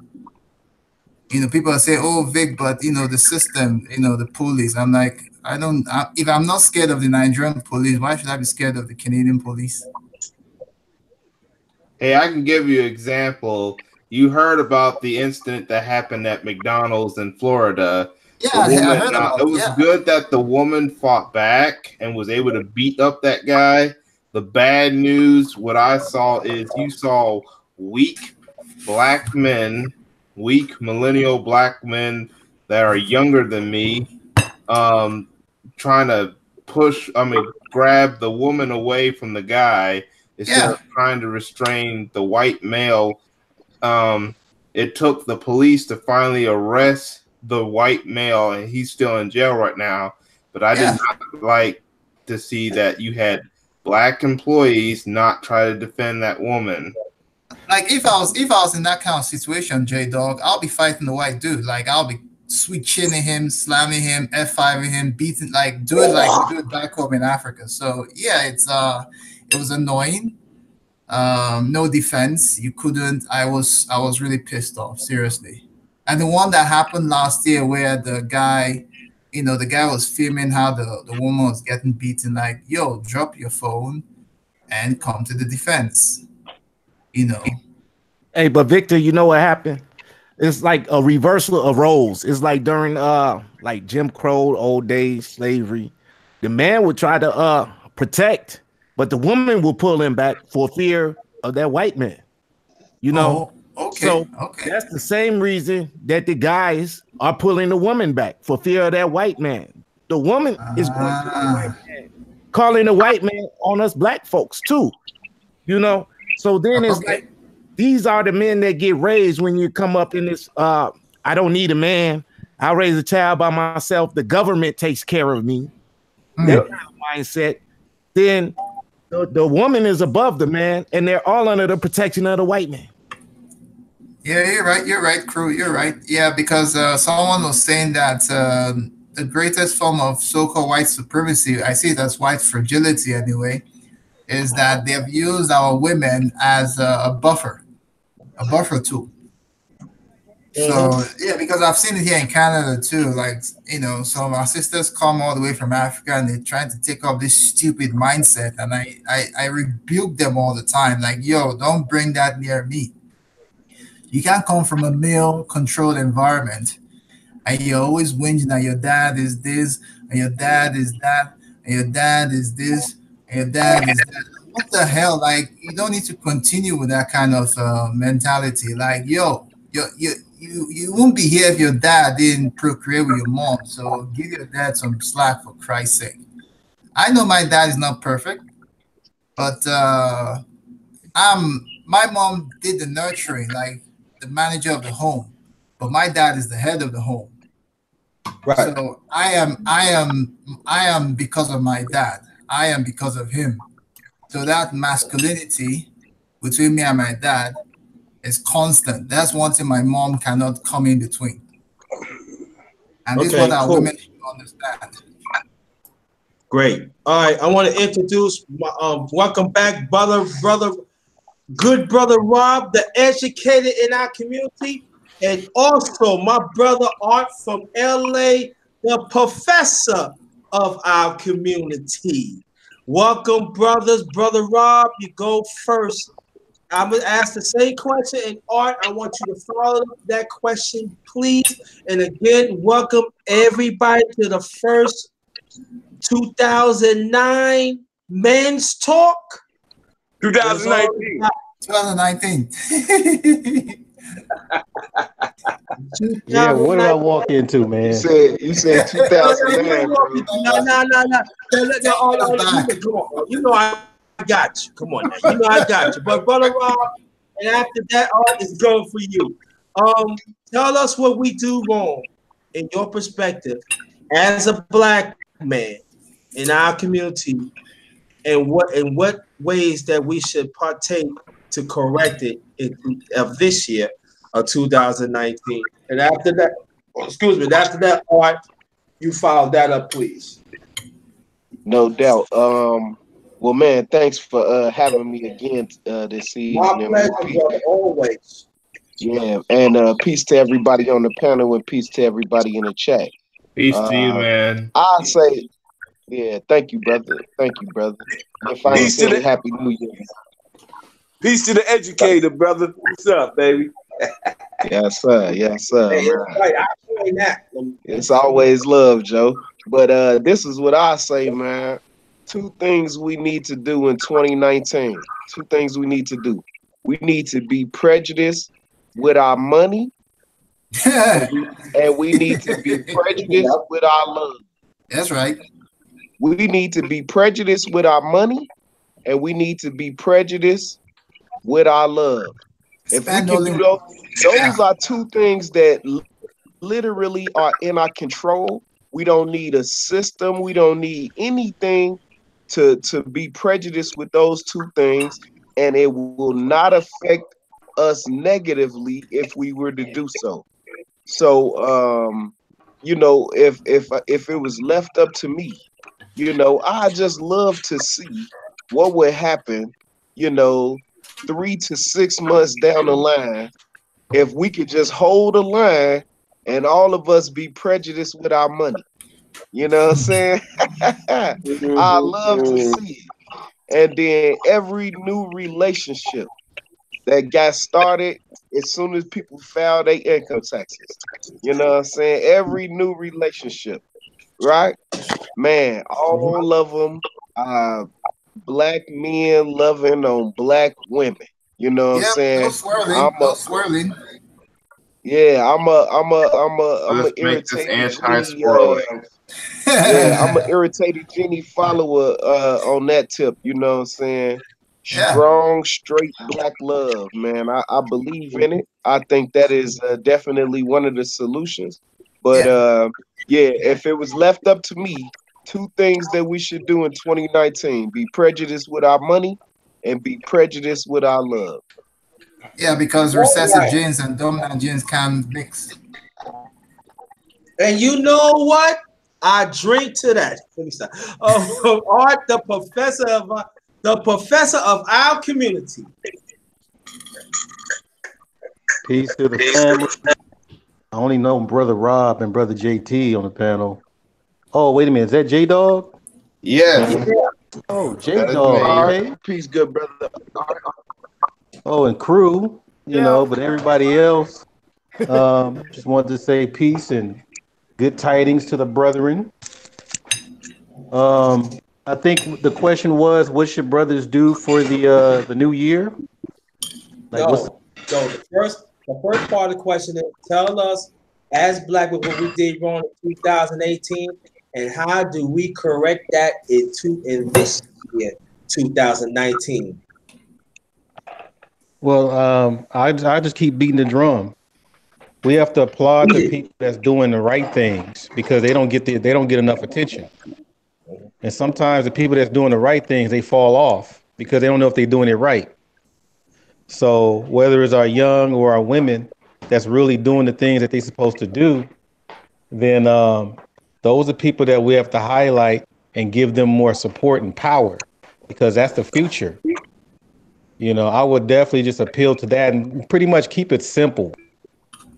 Nothing like rocket science or seminars and magic potions and all that kind of stuff.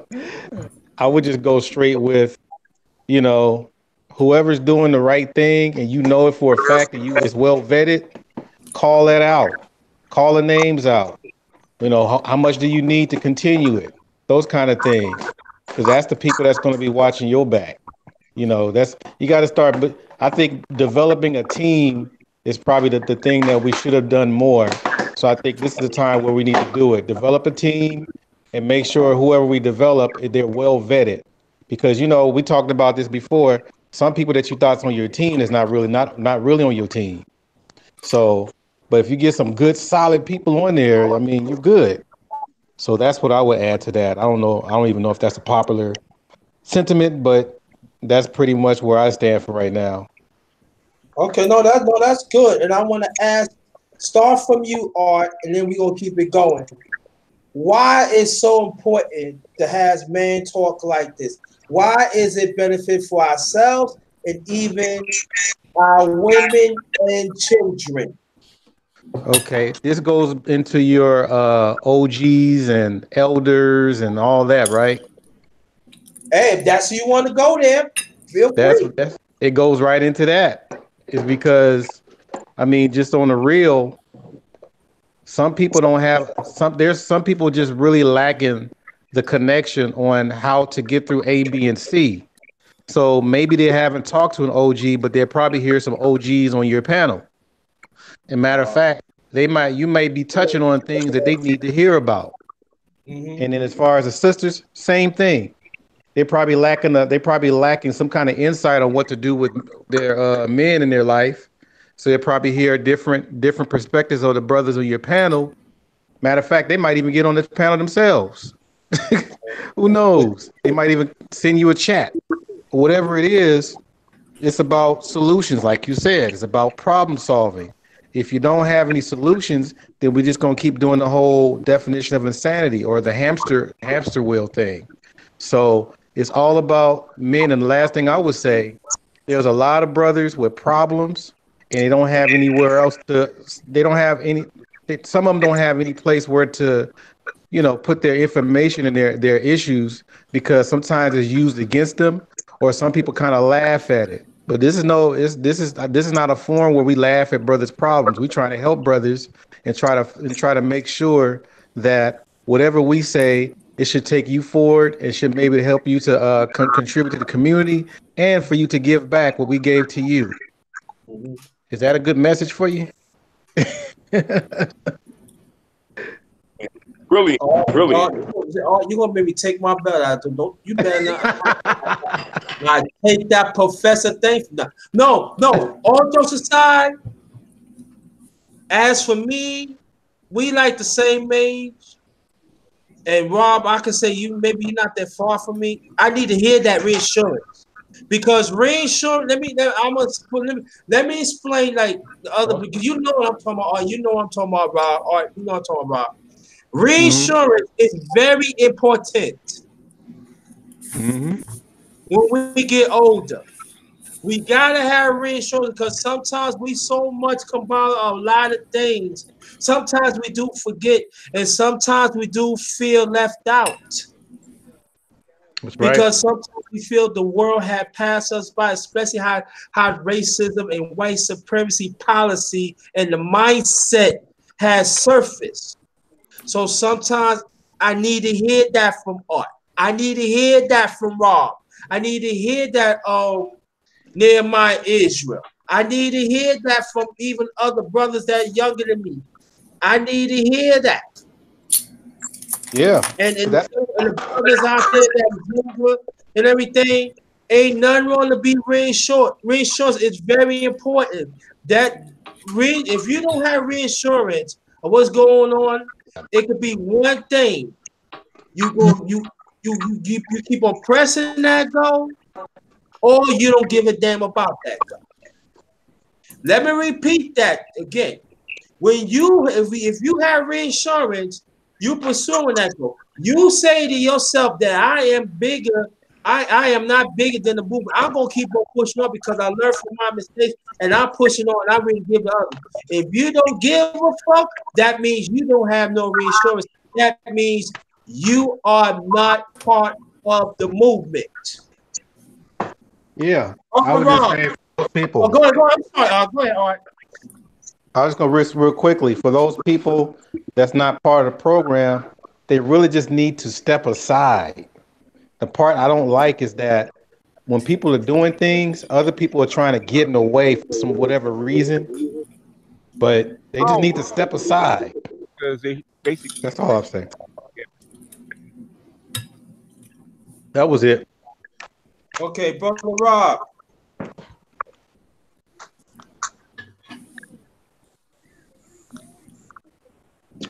Yeah, I just to add on to the point.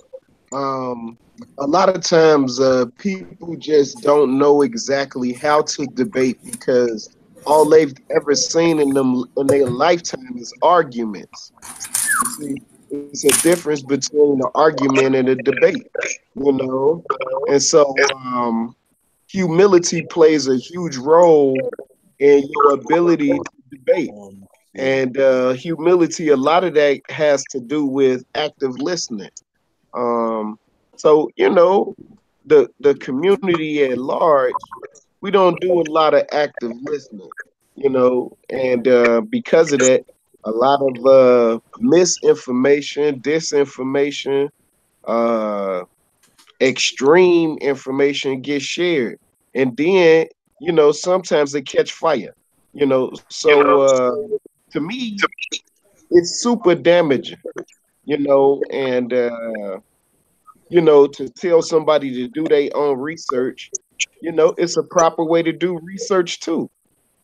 So these are the issues, and we need to find somebody that we can rely on. Even when the elders speak, they use the words and twist the words around to fit their narrative and everything. Ultimately, this is what I'm trying to say. If you're gonna disagree with what I gotta say, or something that's been told to you, but maybe you never thought of it in those terms.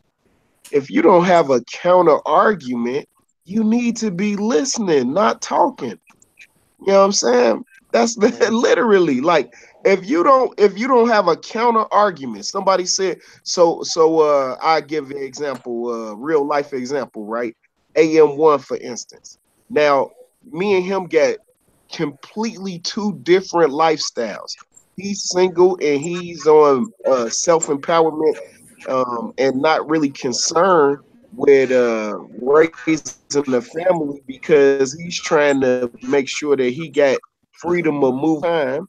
Whereas here I am, a black man. I'm married. I'm raising a family, and I work on self empowerment with a number of different people outside of my family. So what am I to do? Am I to just say that AM1 just talking bullshit? No.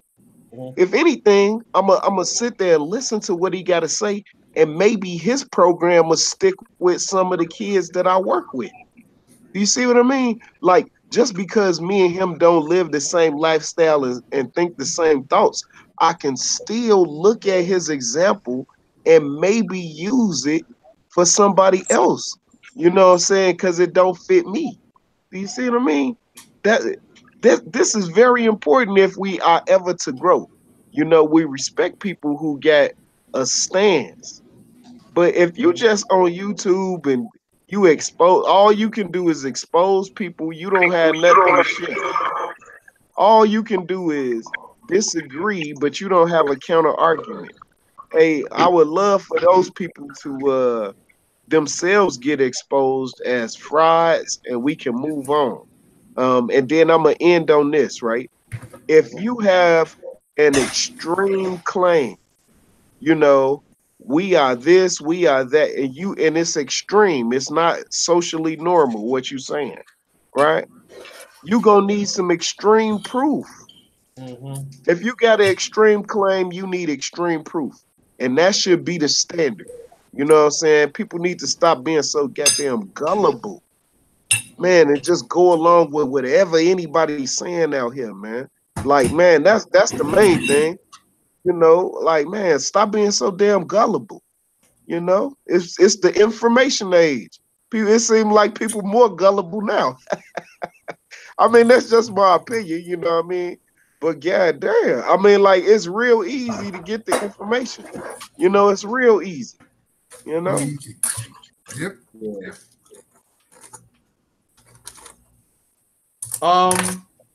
Muhammad's the one.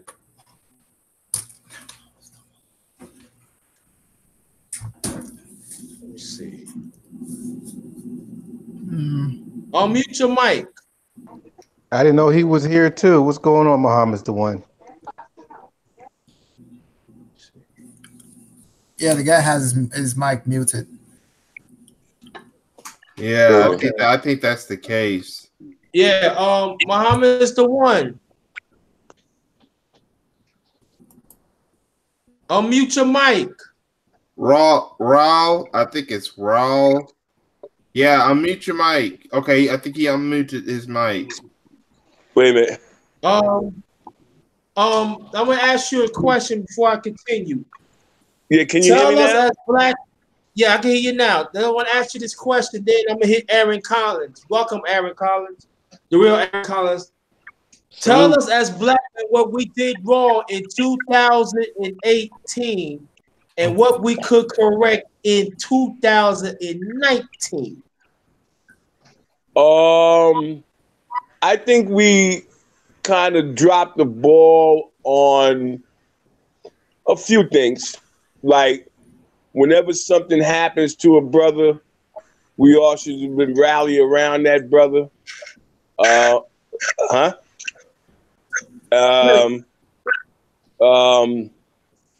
The thing with the women, I believe that we had to sit them down too and tell them what our real agendas are. All right, instead of beating around the bush, and this way you come straight forward, and it's up to her to accept it or not, instead of playing the little games. Whether she's, it's up to her whether she accept it.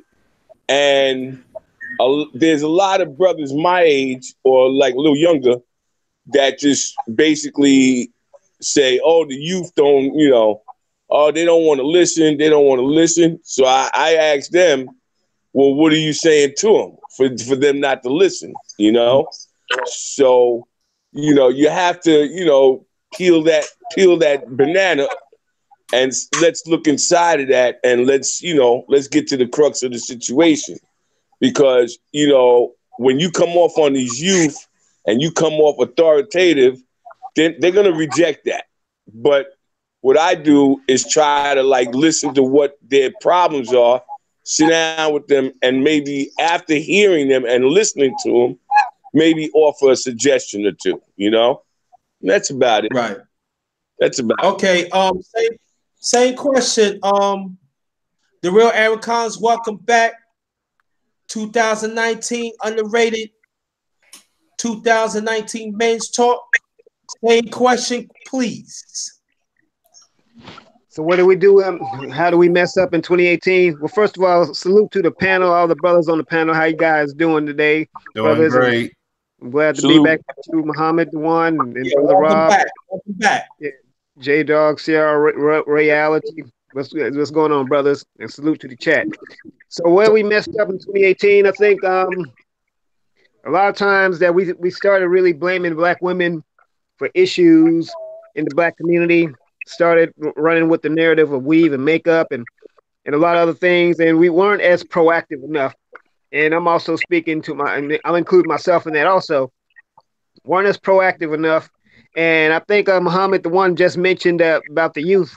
That's very key too, because a lot of times the youth feel a disconnect with us, particularly those of us that are older.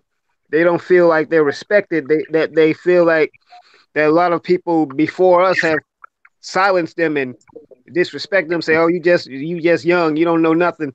But maybe maybe we could teach them some of these things, they would know it. So it's a lack of communication on. That's the way I see it. Okay. Now, this is something that I just thought about, and I'm gonna ask each brother. Now, the ones who don't know each other, fine. All right. I want you to pick. I want you to tell each brother what quality that you love about them, and why it's very important that they contributions to the brotherhood and in the community. The professor in our community. Y'all got this much amount. You got this amount of time.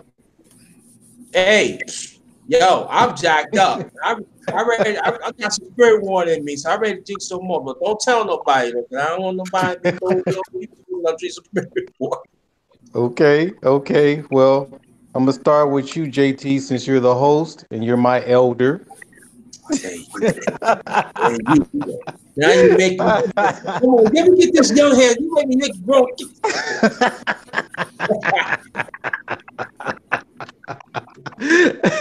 I have to give honors, brother. I gotta, have to I ask. don't get those honors though. So you gotta understand though. I'm not used to it. Yeah, I'm not. They don't look at me as they don't. They don't. You got the grill in the face for a reason, brother. That's the wisdom right there. The black Gandalf. But Oh God. but I want to take up all the time. But yeah, so JT is pretty much spiritual. I mean, I think the whole panel, man, is spiritual, and that's probably one of the biggest qualities that sisters really need more than one. When you have a Yeah, brother of spiritual nature, yeah, that's more of a gateway for a connection because these are spiritual beings, in physical form. So I would say that JT's quality is basically that he recognizes, the need for masculinity to stay afloat and carry things over without any obstruction. That's how I would break down JT. I'm going down these icons here. Crew would probably be more of the conduit. That is that I know you like that one. You probably gonna steal that name, Crew. But that's the guy that always try to find some way to connect one thing to the other. Even though he's an Aries and he's aggressive, yeah, but word, man. Yeah, cool. I want to. but he this is the guy that and it was he's fine, so he hears things of nature that other people don't. He managed to put it in 4 to 8 bars. So he's young, so he's able to connect with the older, and he's able to connect with the younger. So that's the qualities I've been seeing, and he's able to go everywhere. He's not really exclusive. This dude can go anywhere and just be relevant. Um, I don't know anything about. Is it Raul or is that Muhammad? Oh, that's Muhammad the one. Yeah, same thing. Oh, yeah, Muhammad the one. That brother just on that panel once.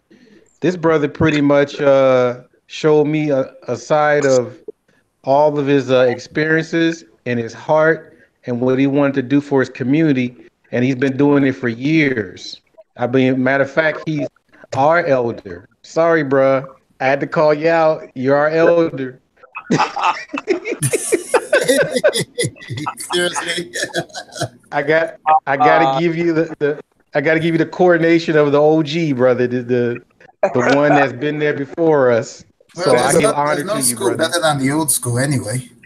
Yeah, I give honors to you, brother. You've been there. If it wasn't for you, I wouldn't even have a way. Even though you were in LA before. So either way, I'm always giving honors to people that's been there before me.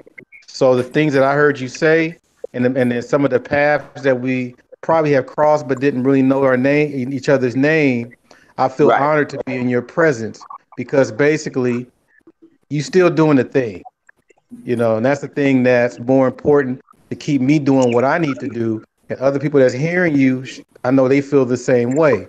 So whatever, any type of way where you feel tired or whatever it is, just know that we're there trying to continue what you have started, brother. So I humbly accept that one, brother. I humbly accept that one, brother. Thank you very much oh, for this. not a problem. And J Dog in the building. J Dog, man. I haven't heard from you. We've been hiding out. You haven't done any clips or anything, I bruh. did some But recent videos in a live stream earlier today, and probably one reason why for my long absence because I was overseas during the Christmas holiday week. okay. But yeah, man, I remember when I think you were one of the first person that invited me to you in your hangouts. So I was very honored and appreciative of that. Um, and plus, you do see a lot of stuff that other people don't see as well. So I'm like, I probably call you the silent assassin or the secret weapon. You be the one that people just go to sleep on and wake up and they find that their hands and toes missing. You know. What the hell?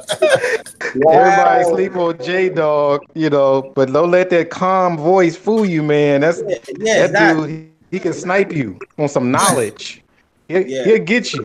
So I'm very proud. I pretty much I try not to say the S word, but I try to follow you. And is it follows bad too? I don't know, but I follow the things that you do and things like that. So I always try to be there for what's another word besides for what do you call it? Um, I can't even say the S word. Support. But no, we're not supposed to say support. That we just gotta say. We said it already on this channel. But anyhow, I'm always there. Like so, whenever you put things out there, I'm there watching, bro. I'm And I'm just going real hoping quick. that people are getting the notifications of some of my videos and live streams. That could I'm be a getting them. reason why some people may not get my stuff. I get your stuff recently, and then we Yeah, got the real Aaron Collins, dude. You have to protect your good nature. You have to protect your good nature. I know a lot of us told you that because basically, if you don't, you're gonna wind up coming out with a gangster album, a gangster rap album. You're gonna be so bitter. So, brother, I'm gonna you call Claire on YouTube. you got probably one of the best heart natured brother types ever on Black YouTube. And I think a lot of us try to protect you, and we still gonna protect you. But at the same time, man, you gotta really make sure that you protect your heart. Because when we come at, these women and stuff like that, we try to come out with open arms. But sometimes you gotta detect that stuff so you can keep your arms folded until they come to you right. I got Yeah. you. I That's feel you on that. Yeah. I yeah, feel you man, on that. because we getting old, man. Our patience running thin. You know what I mean? I We raised getting my hand. old. Yes, sir. Yeah, look. Yeah, listen. I was no, Aaron Collins. I ain't lying. I ain't mean cut all off, but I grew up meeking him. Hey, one me dead, moving in. But when I left from that at 6 years ago, I tell you one thing. I let the woman. What you say? You what? Yeah. You get. I'm telling Aaron. But but Aaron. But listen to all what he's saying because it's not talking about one, but you would know when you being disrespectful silently. You gotta hear the silent message, not the loud message.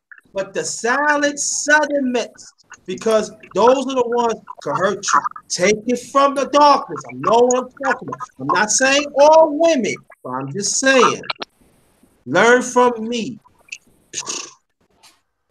And you know That's all I'm what? All saying. it takes is one. All it takes is one, though.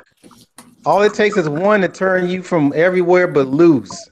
Just that one sting, bruh. I mean, you know, I mean, I'm not, I'm just telling you what you already know, Aaron. I'm just reminding you, Right. because, you up there in age too, bruh. So, I'm not saying anything that is out of from outer space. Mhm. So I'm keeping an eye out. So you hear, I give you warnings and stuff behind the scenes, but sometimes we all can't be there for you all the time. So when we're not there, man, you gotta make sure hold ship so you can be able to carry on the messages that you try to carry, man. Because you got some hate people. People hate people just because they're nice. Think about that. Yeah, you right. You You got know. it. And And they then I'm we will got play on starting it. to see it too. And I'm they will starting play to see on what it. you're talking about. Look, all right. Look what happened. Look what happened. You know, Aaron, they call us simps. We just doing yeah, it right because of nice. But see, they don't see. I'm a Gemini. You yeah. I come, protect Gemini's. huh? I protect Gemini's, and I'm a Scorpio apologist. They get the worst raps because they take advantage of the Gemini, and a lot of people say a lot of bad things about Scorpios. So I try to make sure I put those in perspective so people can understand the natures of each one of them. I don't Okay. like when people abuse the Gemini. Okay. Oh, do you know Victor? Our brother from he formerly from Canada. Oh, Canada? Yeah. Well, I can get to Victor after I finish with Brother Rob, unless you want me to go with Victor Okay. first. Go ahead. Go ahead.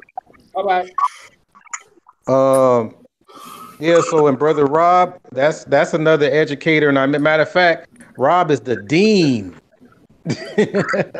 He's the dean of with discipline and students and stuff. So he's the law of the campus. And he's very modest about it, but I could tell he don't take no crap. So and at the same time, he does it from a good heart and a good place. I can hear it in his delivery, and other people hear it too.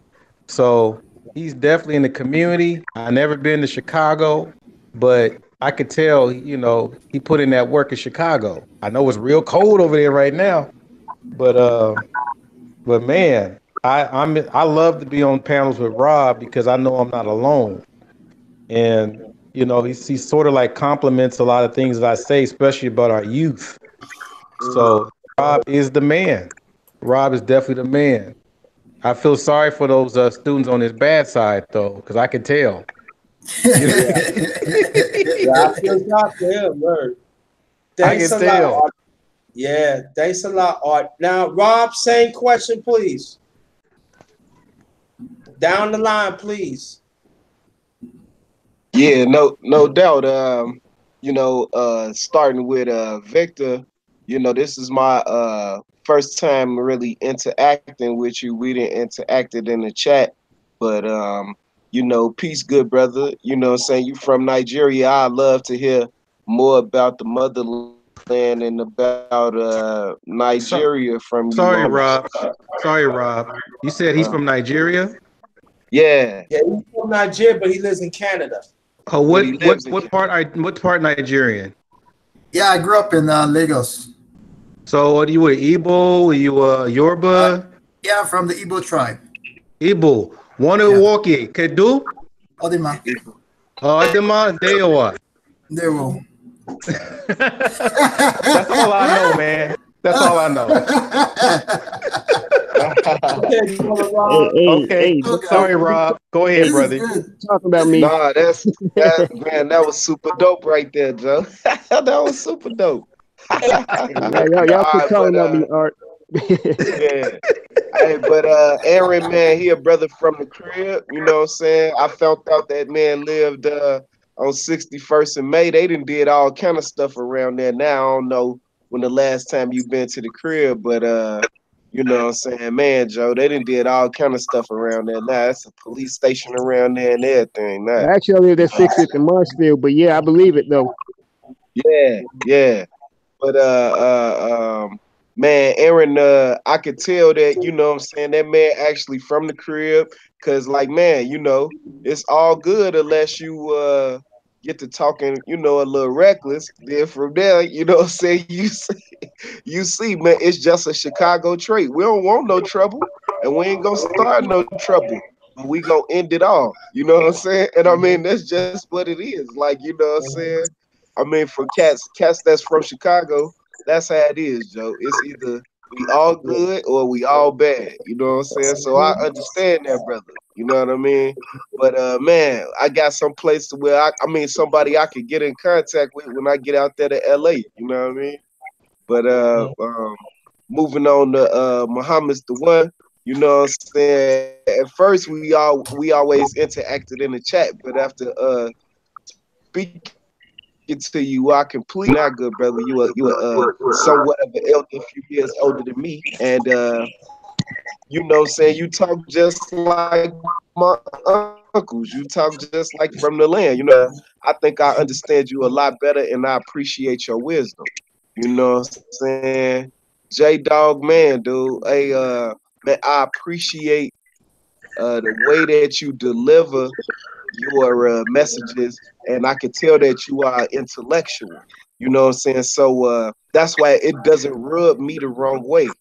But you know, I can see how sometimes your demeanor might rub people might rub people the wrong way because you have a matter of factness about the way that you deliver what you're saying, and I love the fact that you highlight other people's work as well. You know what I'm saying? And then here go my good brother Gab talk. You know what I'm saying? I caught the playback from your videos that you put out today. Very humble spirit, very a very intellectually curious brother. You know what I'm saying? And his humbleness is infectious. You know what I'm saying? And I mean, I ain't gonna lie, I was a little heated about the way that the brethren was interacting with Gab the other day. But then you know, after his interview and the way that the brother that he was interviewing, um, I think it's Cruel and Gray. I think that's how you pronounce his name. But the way that he just kind of Cerulean. answered the question and moved on, it made me rethink. Like, man, why am I getting mad? You know what I'm saying? And I mean, Gab handled it very maturely, and I had to check myself. And then, last but not least, Art man, like I said, I mean, like you said earlier, you know what I'm saying? A lot of the points that that you bring up are in line with my beliefs and my opinions. And so I know that you're a kindred spirit, and more power to you, man. And I'm trying to get where you at. You know what I'm saying? It sounds like you almost ready to leave, and I'm just not getting my feet wet. So salute to you. And man, I completely respect your intellect, and I'm looking to learn from you. You know what I'm saying? So that there you go. And then all my fault. And then my good brother JT, you know what I'm saying? Had to leave you for last, Joe. Um, oh, my fault before I say JT, Jaquel Thomas, he had left earlier. Younger brother, Yeah, but he got a he back. humble, oh, he back, okay. But he got a very humble spirit, and I love the fact that he actually listen and learn and continue to grow. And then Crew, you know what I'm saying? My man Crew, he actually rode down on me, seen my team, met my family. He seen my bar, you know what I'm saying? He seen my old school I got back here. You know what I'm saying? So I'm completely exposed to him. I tried to expose myself, you know, but I'm completely exposed to him. Real down to earth brother. You know what I'm saying? And we are kindred spirits because of you know, his love of music, you know what I'm saying? Me and him share that. And so, you know, I spit a couple of bars for him. And so I let him tell y'all, you know, if I can really rap or not, you know what I'm saying? That's up to him if he really believes that I got bars. I mean, I think I do, but, you know, I leave that up to him, you know what I'm saying? And then last but not least, my good man's JT. You know what I'm saying? The underrated darkness. You know what I'm saying? From the start to now, you know what I'm saying? You've been the same dude. You know what I'm saying? And all you did is grow, bro. And so, you know, I appreciate the way that you do your panels. Continue to be humble. And man, all I look for is success down the line for you, man, because you're doing a good thing, JT. You're doing a good thing. So before I continue, Rob was one of the few people that see me grow. Me and Rob, we have discussions. He was one of the few people that pushed me as being more in depth of our people. That I always was, but you think you gotta do more, JT. I know you got it in you. You gotta do more, JT. And I appreciate it at the time when I was in exile. And I just want to let you know, Brother Rob, that I appreciate you as a brother. I appreciate you stand up for a family. And I appreciate that you stand up for our community. That even some of us don't understand why, but we do. You and Art, we definitely need the educational aspect of our in our community. We need that because it's missing in our community. To knock upside the head sometimes of this information. And I just want to let you know that I appreciate you as a brother. And you one of the few brothers I know, somebody touch you, they can go through me. They have to go through me. And it goes to anybody else in here. All right, enough for that. Gab, I'm gonna have you last because you Gab talk media. You was the great the great one right there. So what we gonna do? We is gonna go to Crew. Your turn. Shout out. I'm gonna start with J Dog, right? Because I think out this panel, he the first one I met, and he's the one that linked me up pretty much with all of y'all. You know, he's the source. I think he was one of the first panels I'd ever been on. And he's you know, kind of very well read. Huh?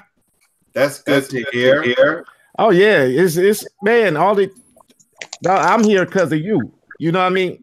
Because being on your panels, that's what made me want to like start getting on more panels and like talking to people, getting to know them. That's how I met you. I think JT, Nicole Ali, you know, and then that brings me over here to JT because I met JT through J Dog. You know, and you know what JT good for? All the sports talk. You know, he brings these panels around, you know, where we talk about real issues. Men's panel, the cooking panel. You know, he got me wanting to learn his new recipes. He won't give them to me for nothing. But I don't know. I'm gonna have to hit his Streamlabs up with something and started with Patreon. Maybe I get some recipes then. Yep. You see me. I did meet Brother Rob here on your panel, JT. Mm-hmm. And I went down there to visit him. You know, he does exactly what he says he does. You know, he's really here in the streets doing things. You know, he's not just one of the people on YouTube talking about solutions and not actually bringing solutions. You know, I've seen it live. You know, he knows their bar is nice. He got his family, you know, because a lot of people out here talking about this and that, but they're not about the family, and the family is the first institution, you know. So then he even does more than that with the coaching and everything else that he does, and he knows the hot music spots out there. And when it comes to his rap, I guess he's all right. you know, for somebody who had been 100 million albums sold, you know, he's all right for somebody like that. But he got bars. Yeah, I hear that. Aaron, I've seen you around. You know, I've chatted with you. I've probably been on a panel or two with you. You know, I see you in the chat rooms and everything. And you're a real righteous, good brother. You know, it's the same thing I'm going to say. Yeah, some of the places I think might get you worked up a little bit or out of your normal not element, like it'll make you not be who you really are. You know, it'll turn you in, as they say, you turn me back to the old me. You know, so but you're doing great work. You know what I mean? You're doing great work. Gab, this here is the great interviewer. The I wouldn't say conciliator. He's just trying to get what both sides, well, not both sides, what everybody's trying to talk about. You know, find out, get inside your brain, and find out what's really going on. What do you really think about this? How would you go about fixing this, or does it need to be fixed? He's doing great on his interviews. He's got his editing game up great. He supports everybody on his panel. I think everybody knows each other. I know Gab knows everybody on his panel. But even other YouTubers, you know, he's got me doing that too. Buying, if somebody has a business, I'm going to shop with you.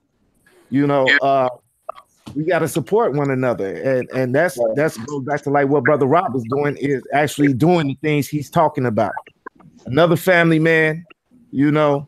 Like I said, it starts with the family. Then we get over here to Art. You know, the professor, one of a couple that I know that knows what they're talking about, knows how to teach it, and on top of that, they don't call him Art for nothing. That man sits there and paints online live. You know, he's very talented. He knows what he's doing, and he knows what he's talking about. Did I get to Victor yet? No. That's right. Raul, I just started seeing you. I don't know too much, but from what I do know is you do know what you're talking about, and you're respected by these other men that I respect. So much respect to you. Thank you, sir. Now, Victor, he's over there with his watch and everything. You know, I probably met him a month or two ago on a panel, you know, but we've been in contact. You know, he's in Canada, so me and him have a lot to talk about with this cold and everything. You know, I can warn him about the blizzards before he gets up here. So, I'm happy I'm in Virginia because I don't have to deal with that New York cold no more. Thank you. Oh, man, he about 200 miles north than me. So, you know, I'm cold down there in Chicago. So, man. Yeah, today it's pretty cold in Calgary, in Canada. It's like I think -7, but it feels like -15. Oh yeah. Normal day. Now, like I'm gonna save you last. You finished? Oh, yeah. One more thing.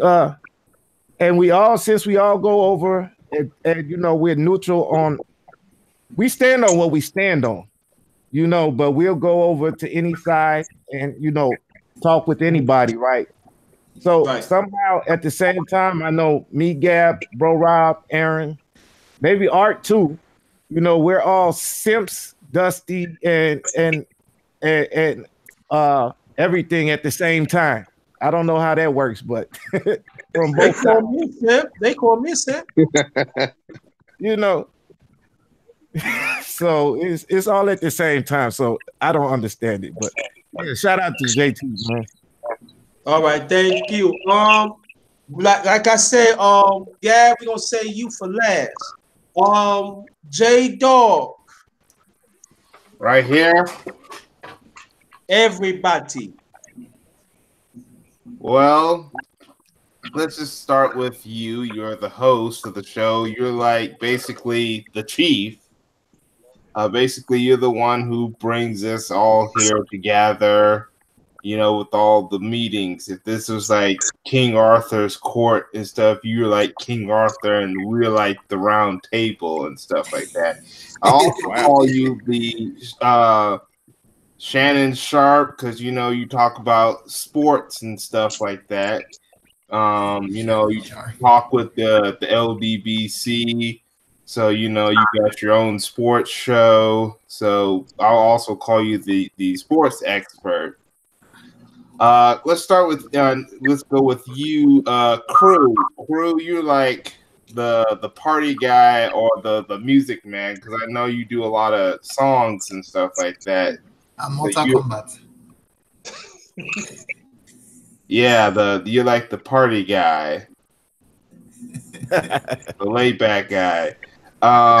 Victor, I know this is the first time I've met you, but you're basically the international outreach. We're like you're probably the guy that will help us get us to reach out to our brothers and sisters in Canada and Africa and stuff like that. You're like the international outreach.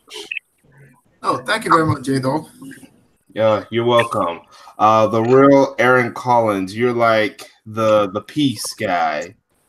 Basically, when we need to be something where we're like need to relax, we come to you. You're like the guru. You're like the man of peace.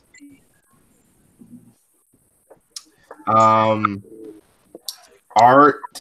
I really don't see you much, even though you come to a lot of my panels and JT's panels. But it's like you really know your stuff. You're the guy who like really knows how to get down to the nitty gritty of what the situation is going on. I think that's the same with you, Rob. And lastly, Gab, you're like the interviewer, the talker.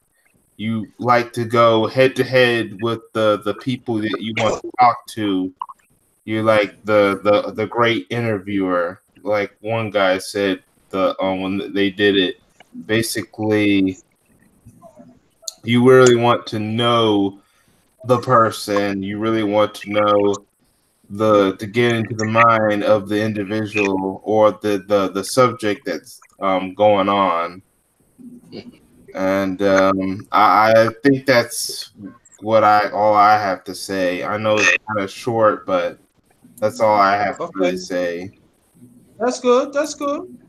Thanks a lot. Muhammad's the one. Same thing. Okay, going on down the line, I'll start with the Professor Rob, Big Rob, my man. I'm gonna call you the professor. No, he's the educator of our community. Rod is the professor. Oh, okay, Rob the educator, right? That's right. My bad. I'm gonna call him the encyclopedia. You understand? Because he knows his facts and stuff, and the information he brings is so factual and correct. I be like, wow, this young brother knows his stuff, man. He really knows his stuff. As for art, and just meeting you this past week, brother, you enlightened me as well, and like I tell people my age, I said, listen, there might have been something that we missed along the way that the younger generation picked up. And you're that example that you set. You see what I'm saying? Because there was something that you told me the other day, and I had to think about it. And I was like, wow, I said, that brother is correct. CRU, my man, hey, keep doing what you're doing, young brother.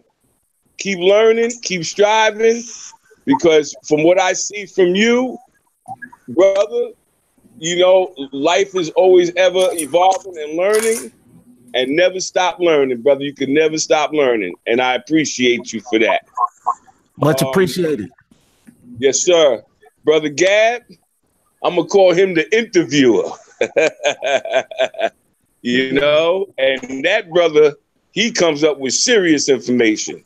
Okay, and this is information that the black community definitely, you know, needs. And I really appreciate, you know, the interviews you give. I like your candor. I like the way you know, you go back and forth. You ask the pertinent questions. And, you know, listen, man, I sit back and relax and get my fix of the Gab Media Talk. Okay. Brother Jay, you don't call yourself Aaron Jay. Collins. You got Aaron Collins. Oh, yeah. Okay, Aaron Collins.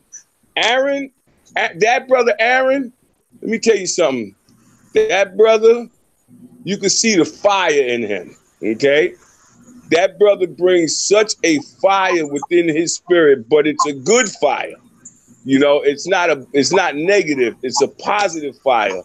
And I like where he's coming from, and I like the way he exudes, you know, and the way he talks his, you know, his thing, man. And I love the way he eloquently puts things together, you know. So, man, I mean, it's good for the ear, it's good for the soul to hear you, brother.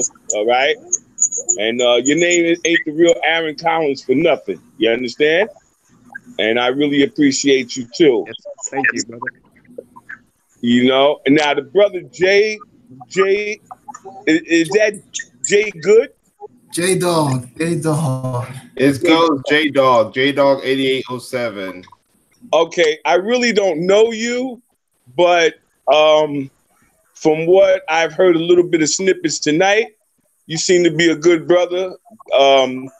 That's very knowledgeable as well. And I like to hear more from you. You know, I'm pretty sure I can, you know, get some more information from you. And, you know, maybe one day we'll talk and sit down and, you know, have a nice little conversation. But I like the way where this is going. Okay, that'll be good. That'll be very good. Mm-hmm. And to the African brother, what's your name again, sir? My name is Victor. Victor? Okay. Victor and Nigeria. and I'll just repeat what the other brother just said.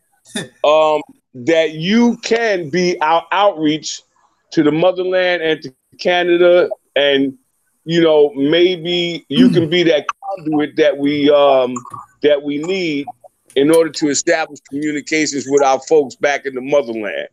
You know, to let them know what is going on over here. Yeah, definitely. And what to look out for, and to give them the warning of, you know, give them the pitfalls, and let them know, because of the color of our skin, they're not going to put you ahead of the line. Okay. Definitely. Right. But, you know, and I like to hear more from you, because I really don't, you know, I'm not familiar with you, but doesn't mean I can't get familiar with you, because I'm always extending my hand to the brothers, you know, and, you know, listen, man, I like to hear more from you. I definitely like to hear more from you. Sure, definitely. Like, I see myself as a connector between us and the African Americans, because it's very necessary we have that connection back. Right. And I'm very appreciative of all of y'all. I mean, JT knows, and even when I got to know JT, I'll save him. Let me tell you about this brother. When I first came upon him, same thing, you know, and he said something pertinent that I accepted him for who he was. That's just the way I am. And, you know, listen, it ain't about me. It's about us. It's about how we can move forward. You know, I used to have an old saying, you're like the rising sun. You're not the only one. Okay. And with JT, I thanked him. He let me on the panel. This brother, man, oh, man. This brother is on me like white on rice. But it's a good thing. It's a good thing.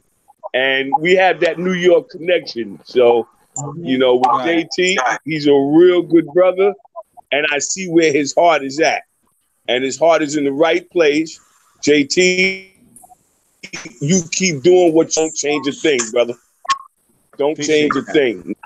Appreciate that. You know, I appreciate and I that. really appreciate you, and I love all you brothers, man. And I mean, for us to do this on a Saturday night, come on, man. 25 years ago, this would be unheard of.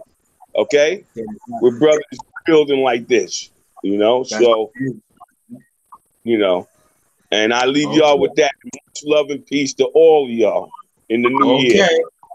All right. Your turn, Aaron Collins. The real Aaron Collins. Formerly from Chicago. Now he the deep part of Crenshaw, California. What's up? What's up? What's up, family? All right, all right. Let's see who I'm gonna start with. Let me start with my brother Art. Man, I love this brother Art. Art is basically like pretty much like our conscious Yoda. He's like the Yoda of our movement. He guides us and he breaks it down and lets us know why do you do these things and why not to do something. And at the same time, you say it with such grandeur. And the reason why I mentioned Yoda because Yoda was the type. He was that Jedi teacher who not only told you to do something, he explained to you why it is done. He didn't just put you out there and say, "Oh, don't do it like this.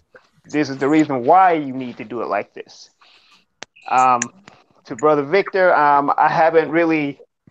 don't really know you. I haven't really gotten to see you. I think I've seen your avatar somewhere before, but piggybacking off what a lot of these other brothers said, you are pretty much a connector. You, like you said, you are the liaison between the motherland and us here. You're the great assembler. You bring us together for the sake of the good and for all of us because you see us as all we may be from different coasts, we may be from different parts of the ocean, but we are all still the same people. We are all one. Yeah, brother, I'm a nigger like you, so you know Oh we got man. the same DNA. Right. We gods. We ain't niggas no more. We gods. Yeah, but we're Um, Negroes. We are special Negroes.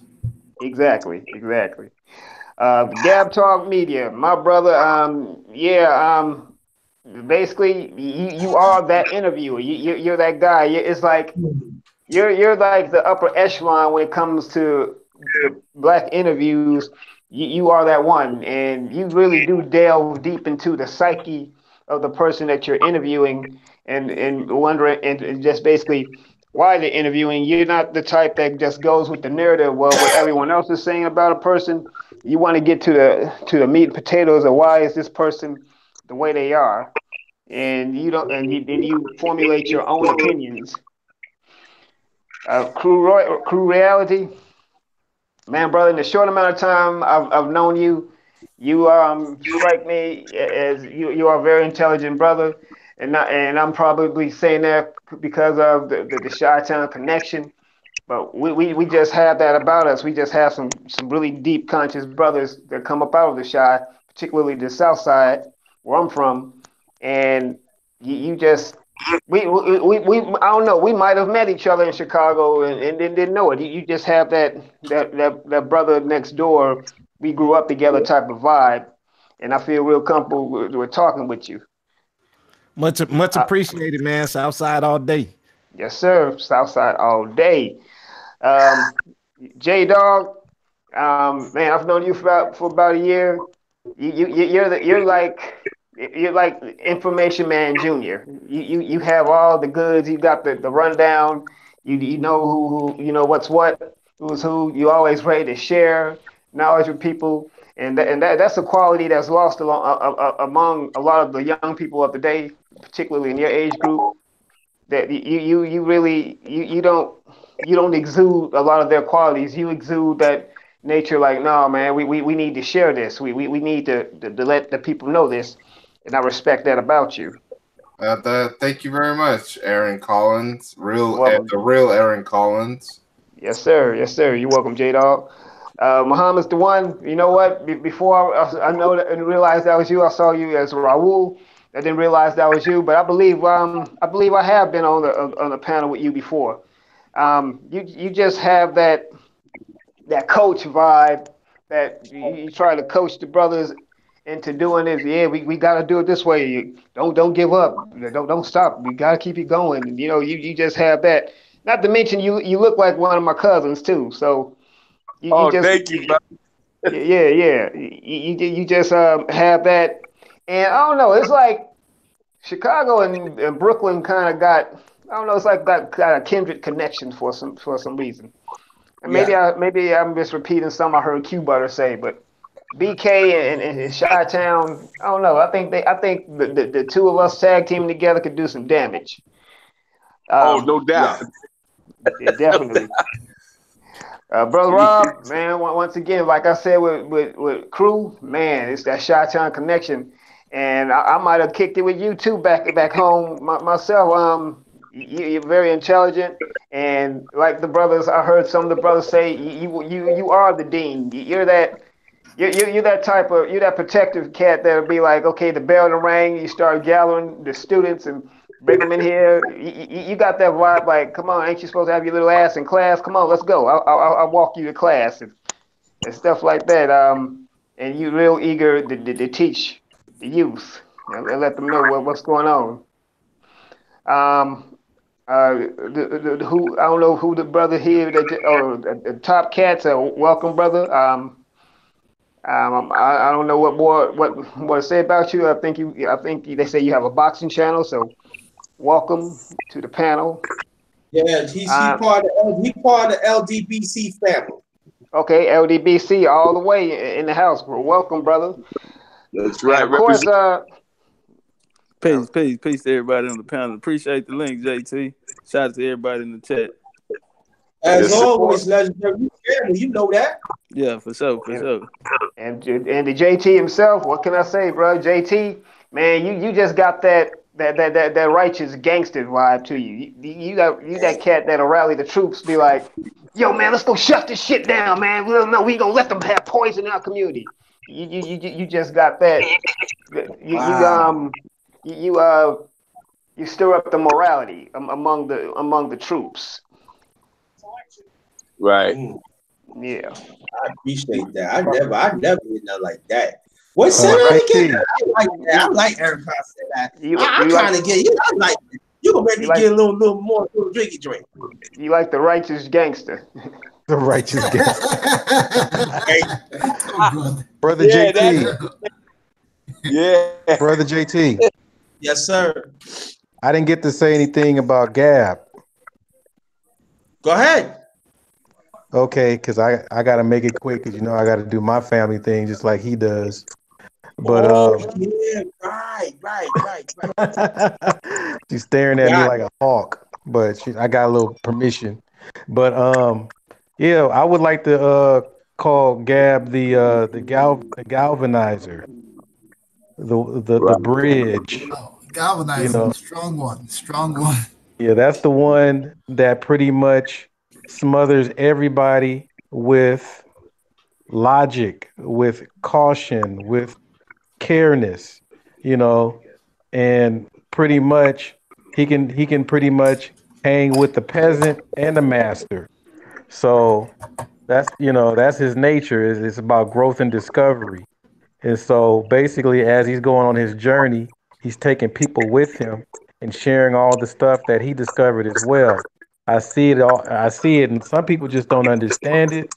But we come from somewhat of the same background as well. So I'm gonna always fully ride and endorse Brother Gab because that's the dude that it seemed like that's the dude that everybody can really trust.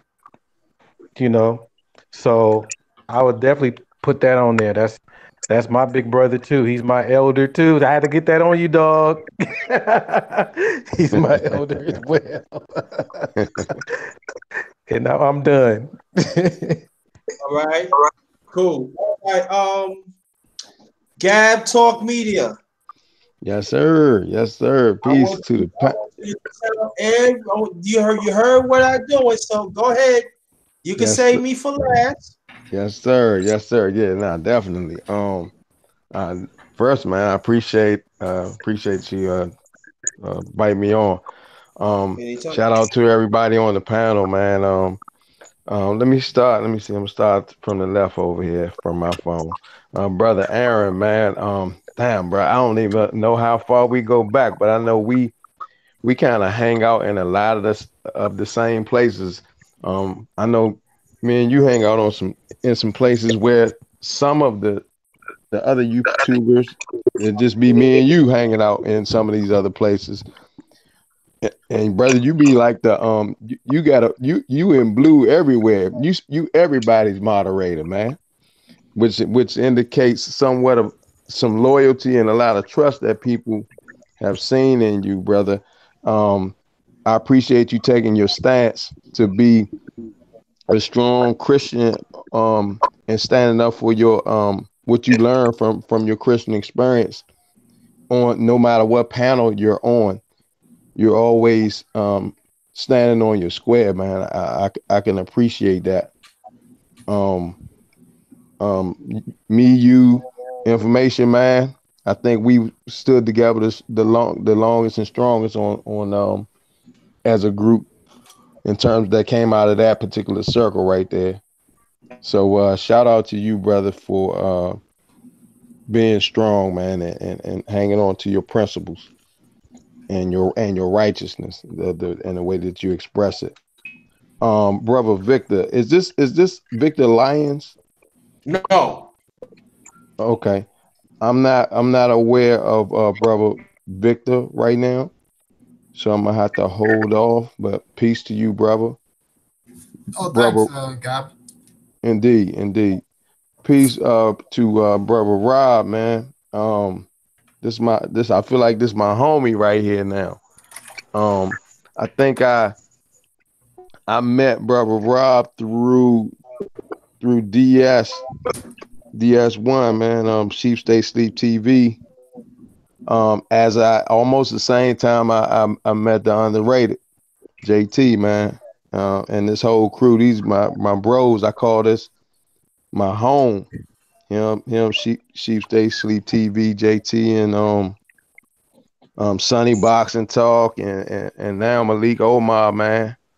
Uh, but Rob is that educated one, man. When you go to his channel, you're gonna find information there, like what he does is going to be evident and clear to you, and he's always coming with things that he can support. Like I can rely on that, and that's something that I've always appreciated, and he always got my back, man. With like whenever we in the same chat room, he looking out. He might be a ghost, you know what I'm saying, in the background, but he be watching, and he'll reach out either to me in a text or email or something, man.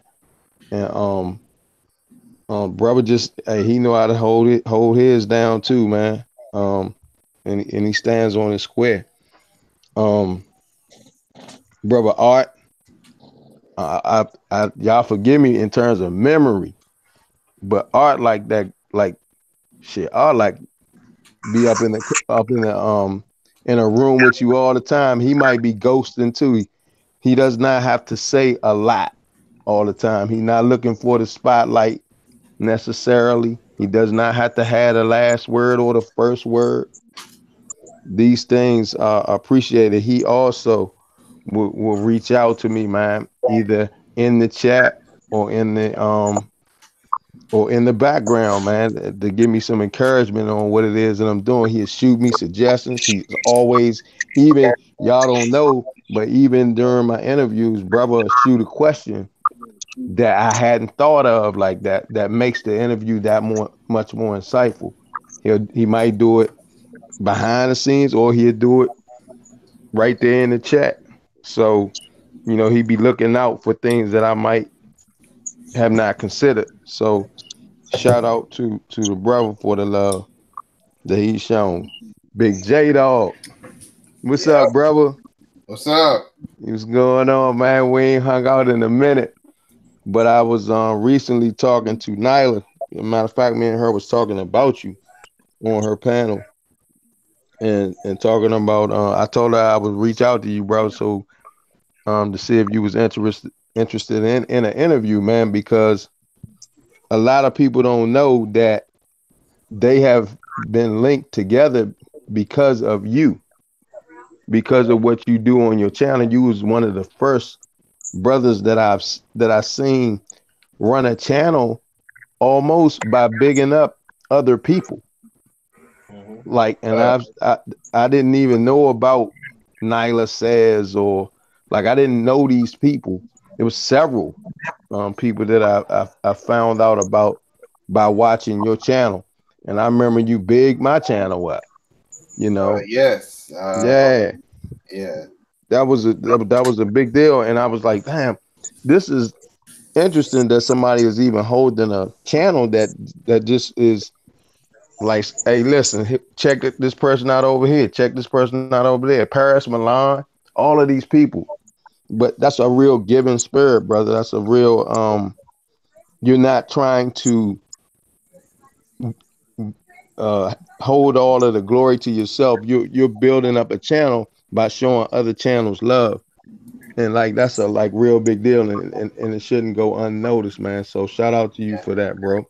And right now, when I go back to doing my support these platforms and channels episodes, the next group of people I've been trying to do is the LDBC. I did one, but I only did half of, or maybe at least somewhat of part of the LDBC. So later on, I might be doing a live stream called Support These Platforms and Channels, episode 10, LDBC part 2. So wait Okay. for that one to come. Hopefully, I'll get someone from within the LDBC to come in and maybe talk about some of the channels that I'm going to be talking about. I had LBZ on one of the episodes, so he's LDBC. So And Indeed. legendary in the I'm gonna cut you out. And legendary is LDBC too. Right oh, there, okay. right there. Okay, I He's see him. LDBC. Maybe he can come on when I do that episode. I'm still debating when I'm going to do that next episode. Indeed, indeed. Nah, but that's what you get your shout outs for, bruh, for like showing love outside of yourself, man. You selfless, brother. And Thank you. a lot of people know you for that, man. So look out for interview a request, man, from me soon, if you don't mind. All right, just tell me when you really want to do it, and Yes, yes, hopefully sir. I can work with my schedule. Okay, I will. I'll send you an email. All right. Big Crew, man. This shit. This is my road dog, man, on YouTube, man. Like Crew is going to send me a hangout when any one of y'all is live. If I don't catch it in my own live stream, he gonna let me know. Crew will get up and let you know. He'll make a quick 30-second video and say, "Hey, JT live." You know, he'll do it like that and just let other people know, man. This is another selfless brother, man. Um, he going to accompany you. He does not have to have the spotlight. He don't have to have the last word. The brother's giving. The brother doing that music in a vicious way. Y'all need shit. If you don't know, you better ask somebody about that bro's music, man. And oh yeah, I miss brother Rob on that too. Yeah, brother Rob got them skills, y'all. I got to give it to him. Yeah, yeah, Rob got them skills. Um, but yeah, Crew, you shit, I appreciate you, man, for having my back everywhere you go, dog. You keep me up on it, man. I Appreciate super, yeah, super appreciate the love. Super appreciate you showing the support for the other channels and stuff everywhere you go too, man. Like you be on it. You very consistent, bro.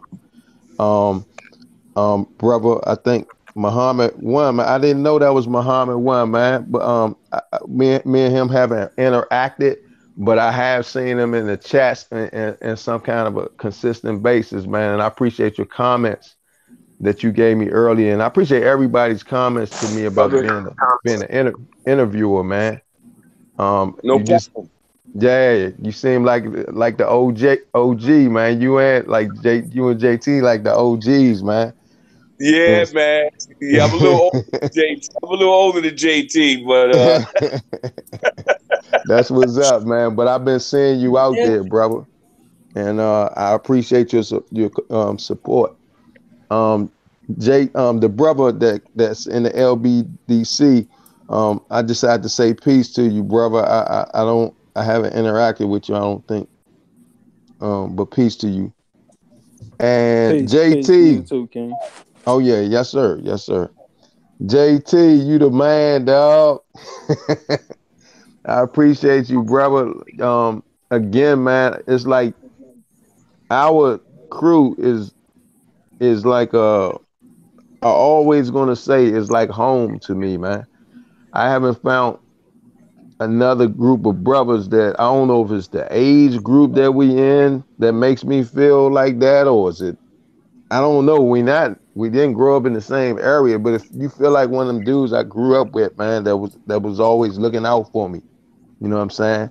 Even if even if you ain't agree, it's like let me look out for the young dude. That's how I feel like our relationship is, man. You and I just named y'all before, bro Rob, Malik, Sonny, DS1, man. Y'all my bros, man. I named my group after y'all, that my bros. So when something going down and I really want somebody to keep me centered, I know y'all gonna tell me the truth, man. Like whether I like it or not, y'all gonna kind of give it to me. And I'm appreciative of you for that, man, holding it down. Like, and you're like one of the most consistent for streaming. So it's always a place to get, like your channel is always a place where everybody that I know I'm grounded with, that I can come up and meet and get the latest, man, get the opinions of my peers, so to speak. So, brother, I'm appreciative of your consistency. I like how how consistent you really are with your channel. I told you that before. Yeah. It's anybody that can do something like on a. I haven't got this regular schedule down yet. I'm real random with the things that I do, and I want to lock that down, bro. So you are inspiration in terms of that. I think I told you during our interview, and it was a joy to interview you too, brother.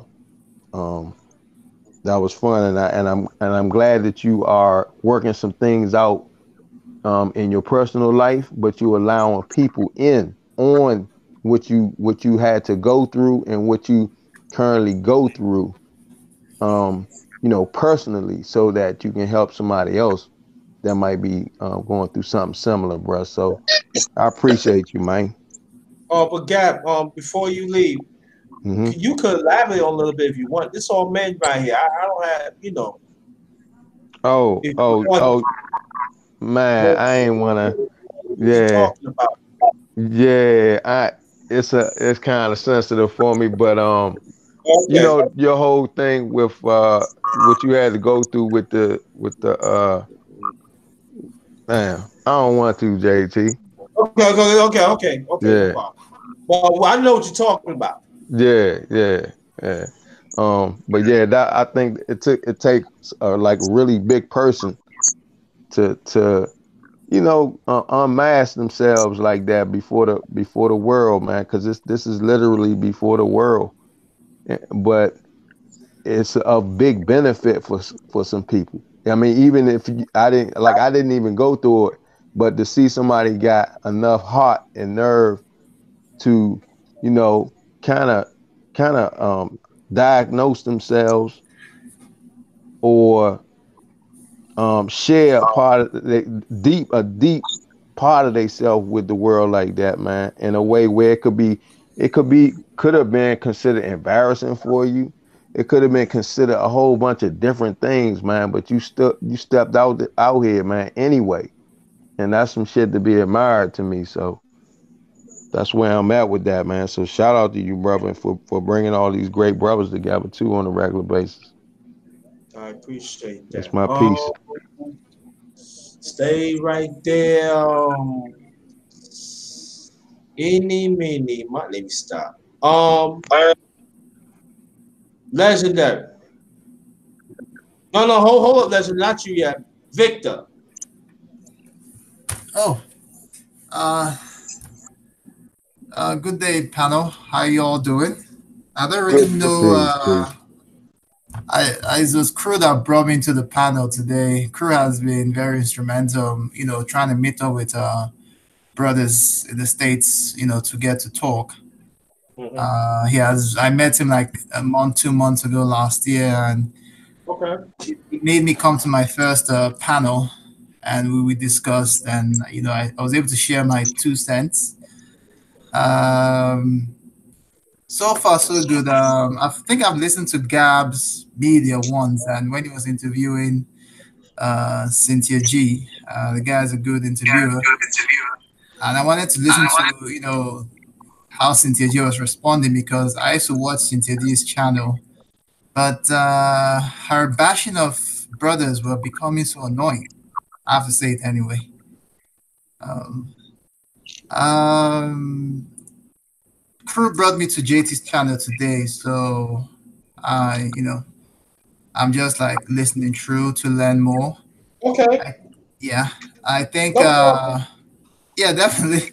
I think we need more Africans here to really listen to get into the handout so that we could they'd be able to relate to the African Americans here and get to learn more Well, and not well, to well, you. All right. If that's what you want to do, Victor, go right ahead.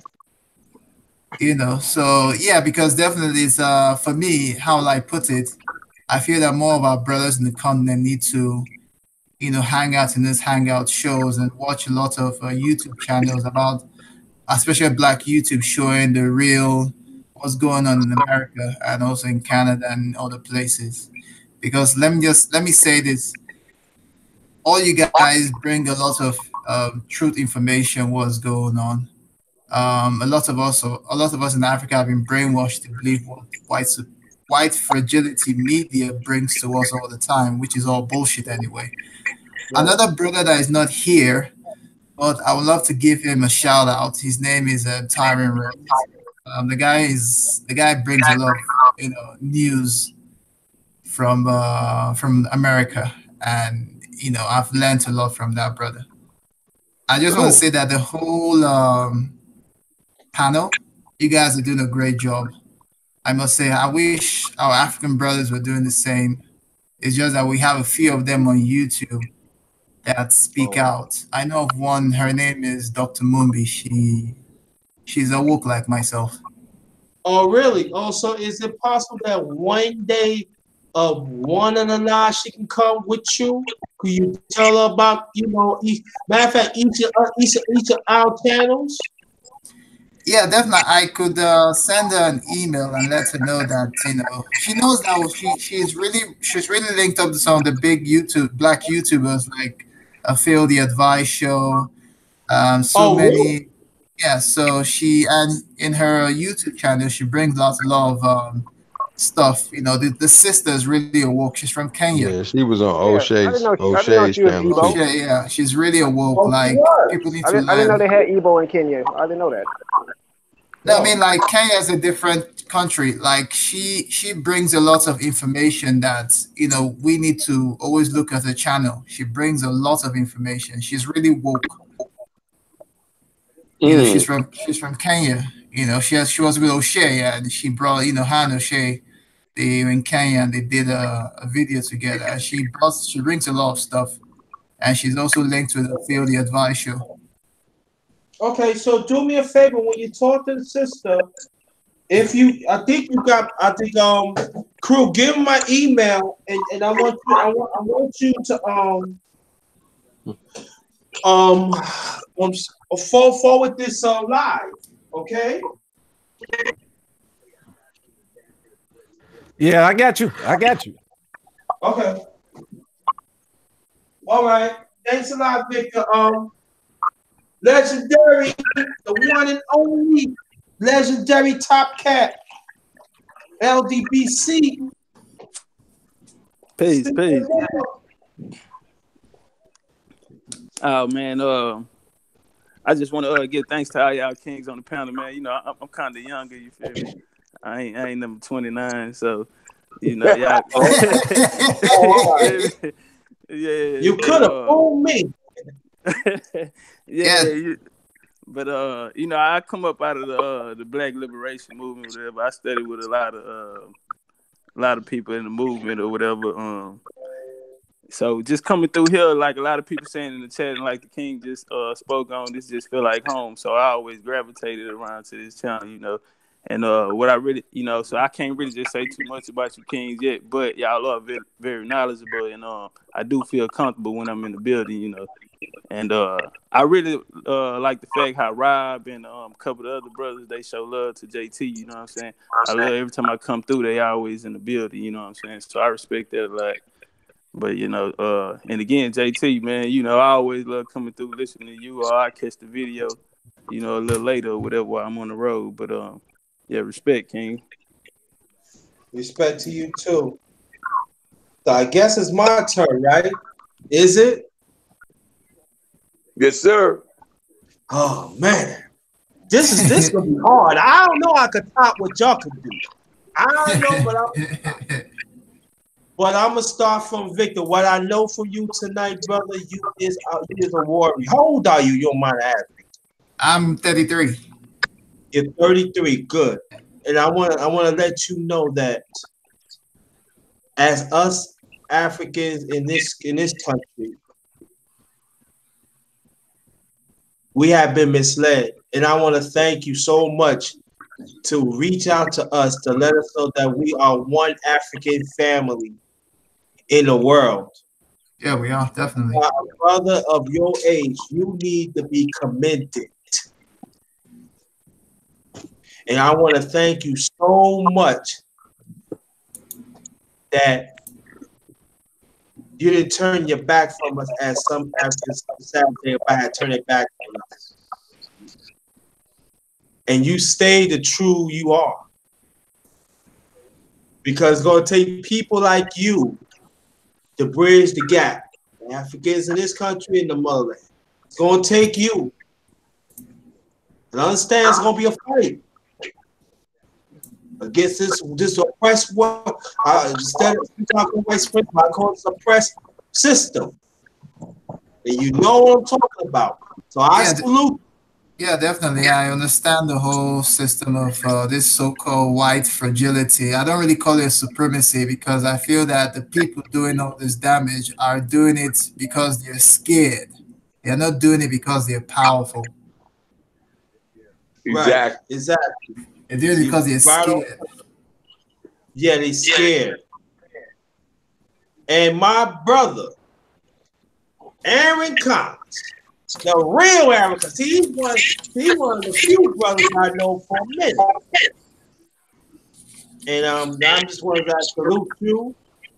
But I'm telling you one thing, you mess with Aaron Collins, you might be somewhere in another state. I just say it was just messing with you. But I salute Aaron Collins. You can hear me, Aaron Collins? He probably ain't heard me. Muhammad's the one. Oh yeah, I heard you, brother. I heard you. I was just on mute listening. I heard you though. Oh, okay. So, but Aaron Collins is good. He, you know, he stand what he stand for, and that's it. And I respect that. Muhammad's the one. Yes, sir. I met this brother through Ticket TV. It's like when we talk, we just hit it off. And we had, like he said, we had that New York thing, and there's a lot of things that we are similar. We similar. And like I said, I learned from him a lot. You know, and I appreciate that. He's very humble. And there's a lot of knowledge from this man. A lot of knowledge. He going through a lot. I'm not gonna get into that, but he going through a lot, and he still keep on pushing. He part of the LDBC family, just as the one I'm gonna get to next is legendary Top. Also, I be knowing this brother for a while too. You know, this brother always stay informed. You know, he one of the few brothers at WBC that don't talk about sport, don't talk about boxing, but he talk about other things. And legendary, is it? Could we do some collab together one day next week? Yeah, I'm down with it. I'm down with it. Yeah, we go. I'm gonna hit you up with the email. Let me see you my number. We can chop it up on the phone. We gonna get this going, and we gonna promote this. All right, brother? Because we need to hear brothers like him, and we can talk about it wherever it is. All right. That's peace. That's peace. That's what I'm talking about. Now you heard it from the darkness. Me and Legendary Podcast sometime next week. We gonna chop it up. LDBC brothers. All right. I'm gonna say for you last. No, I'm gonna say Art last. Crew. I don't care what anybody said. You know, sometimes there's some people see certain things that you do, but I see it. And I think that you always think of the bigger picture. You always like lend out the hand. And we can talk about me when we want to, but he was a very spiritual brother. And I think that only thing I would tell you, I think you should just let some people know more about that. Because you have it. Art, the professor in our community. I don't know the brother left right here because you know when he see the wife, you know he got to go. So you know he might. Oh, he's right there. Don't believe the bad stuff. Yeah, I just want to say let people know Art. I call him the professor of the community because it's one thing to have knowledge, but it's another thing to share it. And he always shares what he teach. Let me say it again. He always share what he teach. And you can tell he's a professor because he always apply what he learned from himself and give to others. And very critiqued. And I appreciate him because he's one of the few brothers that have reached out to me. He's one of the few brothers that encouraged me to keep on going. He really do on the low, you know. And I appreciate that. That sometimes I feel I'm not being heard, but he's giving every insurance to keep me going. We here, brother man. I appreciate that. Always. And it means a lot to get it, you know, hear from your brothers, but it's a lot because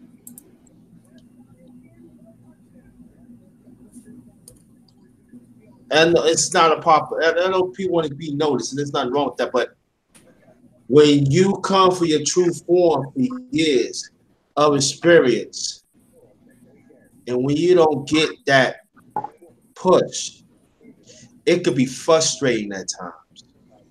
But I know by him, I got to keep on going because at the same time, as he said, I'm an elder, so I can't let him down. I can't let nobody down. And I'm going to,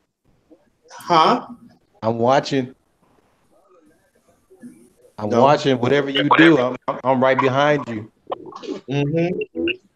That's the way it's supposed to be. And so I am a big fan of him. I'm a big fan of the family unit that he keeping together. And I want to salute brothers like that because we need to salute brothers that keep the family together.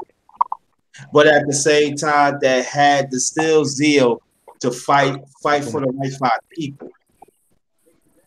And that's what art is about. That's why I call him the professor in our community. Brother Rob, I know he left. Appreciate I it. call him educated in our community because that's how he is. Wherever he educates, he backs it up. He lives for it. He loves our people. Even though that some people say he's wrong, you better prove he's wrong because he always has information. The brother Rob, he's a good brother, he's a beautiful person. You know, but there's one thing that me, Art, and him, and other ones, we not going, we ain't accepting the bullshit. If you got the truth, you got to show us the truth. If not, it ain't gonna be sweet. And Gab, my brother Gab Talk Media, and I just want to say that he's one of the few brothers that we talked.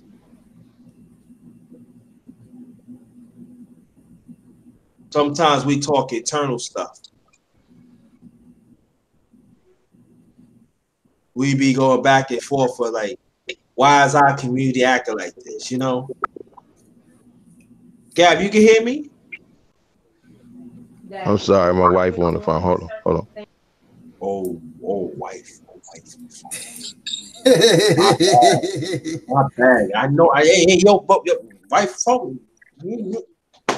Got. Nah, I just got background noise. That's why I got background. Okay. You know how simps are.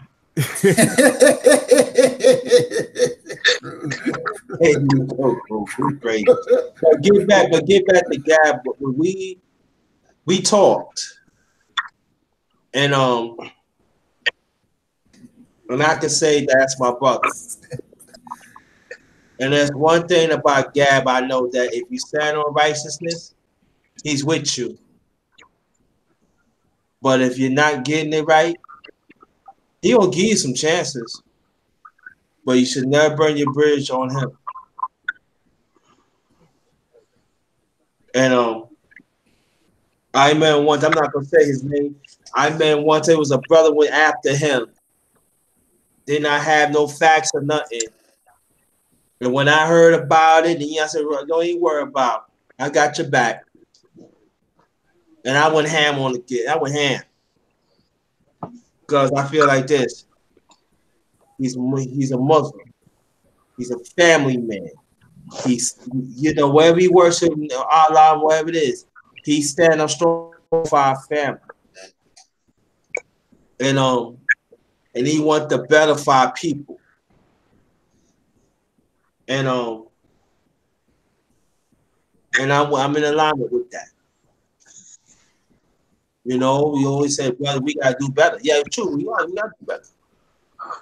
Of course, he says, you gotta do better too. And I'ma say it for me. No, I forgot about Gab. I remember Gab came to me. He said, brother, I want to interview you. Me? For what? Got your 1,000. So I got 1,000. No.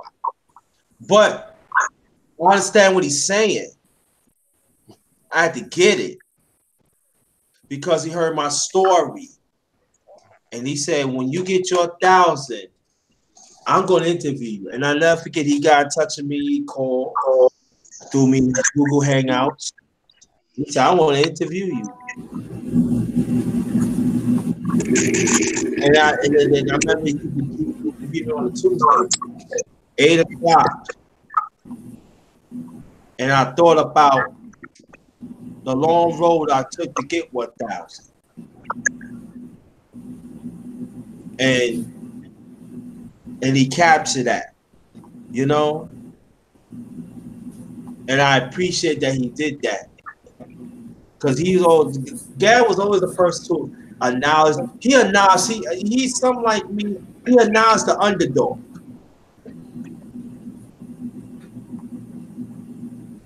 It was his way. Yo, they got to hear more about the underrated doctors. What I hear and see. And I want to thank him for that. Because it takes a real man to do that. It takes a real person to like understand the plight of another black man to help him out. And I salute you, that guy. So what's what I'm going to do? I think this been a successful live stream. I feel we got. Oh yeah, shout out to one LBZ, my brother,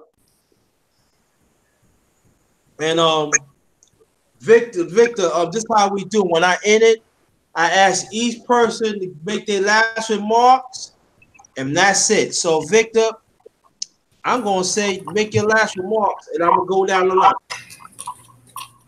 All right, good day, panel. Thank you, crew and JT, for giving me the opportunity to come on the panel, and I expect more time for us to talk more on the next panel. Thanks. You're welcome. The real Aaron Collins.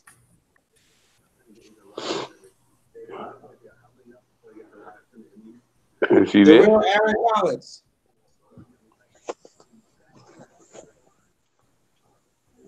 Enjoyed this. I mean, the first one we did today, we was dropping jewels, but this one in particular, now, you go in the anals. You're breaking up. Can you hear me now? Yeah. Okay, I'm saying that this particular stream is going to go in the annals of Black YouTube history for a simple fact of showcasing brothers that are not going at each other. They're not sitting around talking about black women and weave and makeup, but it's showcasing brothers that are it's showcasing brothers embracing each other and encouraging one another. That's what this is about. And this is something that's really like a dream come true for me. Yeah, this is a good panel. Yeah. And before Eric Collins, what you say right there, I'm gonna ask you a question. Why it's important?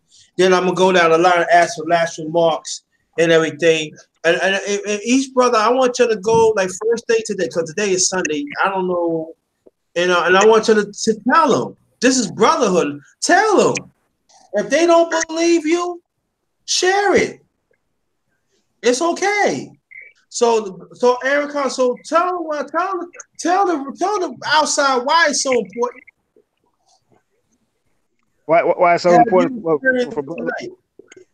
Why it's so important for brothers to be together? Because pretty much we're really all we got in terms of societally speaking. Because as we can already see, the odds are already stacked against us, especially being black males. We are like public enemy number one in the eyes of society, even though statistics have shown we are not the cause of these issues, but we're still the scapegoats. So we need to stick together and be with each other more so than ever, especially in this day and age where so many of us are falling prey to police corruption and stuff. So that's why it's important, and we also need to reach out to our younger brothers too that's still in their 20s who may not know a better way. We need to reach out to them in a level of respect and understanding, and let them know, hey, you don't have to do it this way. There's a better way to do what you're doing.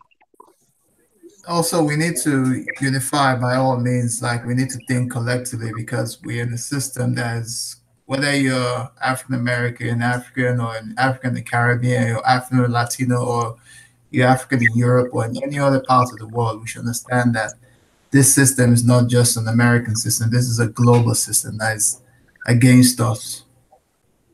Right. Exactly. Okay. Thank you, Aaron Collins. Appreciate that. Welcome. Last remarks, Muhammad the One.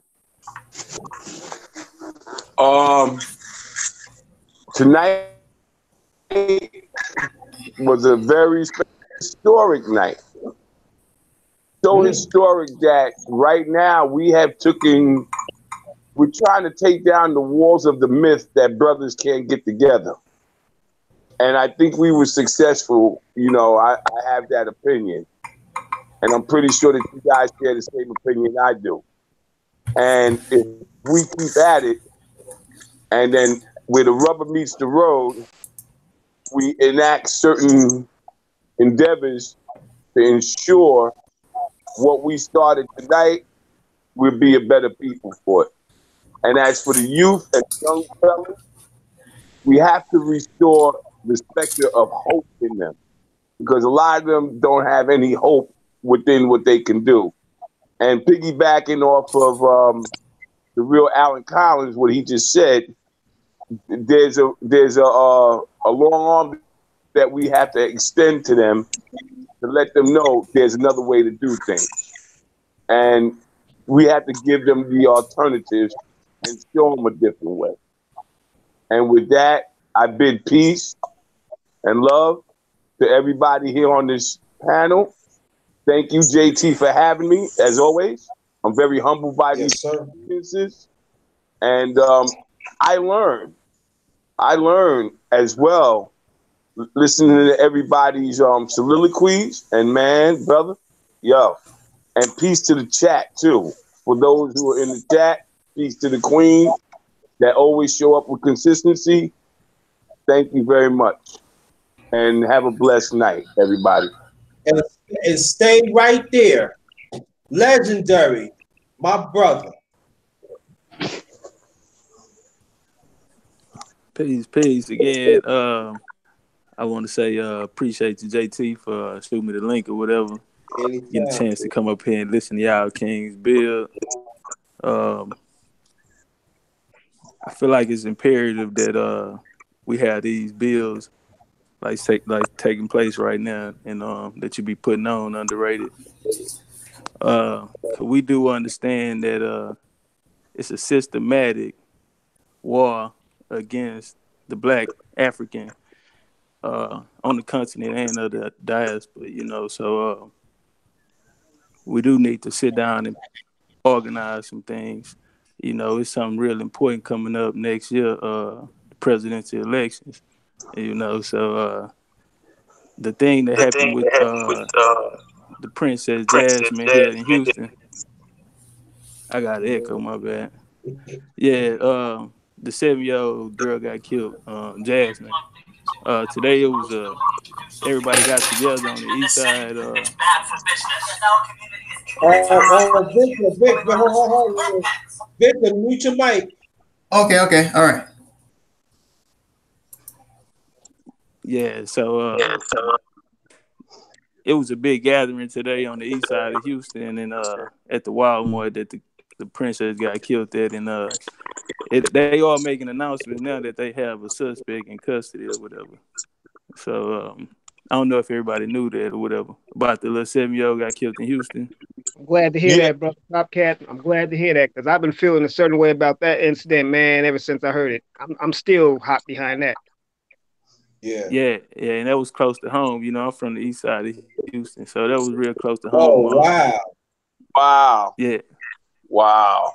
And so it was a big showing. It was a lot of people came out today and supported or whatever. Shaq gonna pay for the funeral, and DeAndre Hopkins, wide receiver of the Texans, he gonna give his purse up for his game that he played today. But so that's two Black men that's stepping up and standing up for the culture or whatever. But it's places like this here where we plant the seeds. This is the first men's talk of the year. So hopefully we can grow something from here. I want to say again, appreciate everybody on the panel. Appreciate everybody in the chat. Appreciate you, JT. Peace. Peace, brother. Peace. All right. Thank you. And Legendary, we're going to hook up, right? Next week, sure, right? Sure. All right. I'm going to see the link. I might see the email tonight. Today or middle of the day. I'm see my number so you can call me up, all right? All right, cool. All right. Gab Talk, last remarks.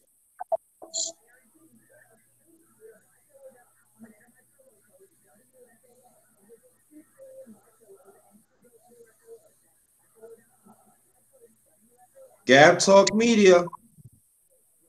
Yes, unmute his mic. Oh, Okay, crew.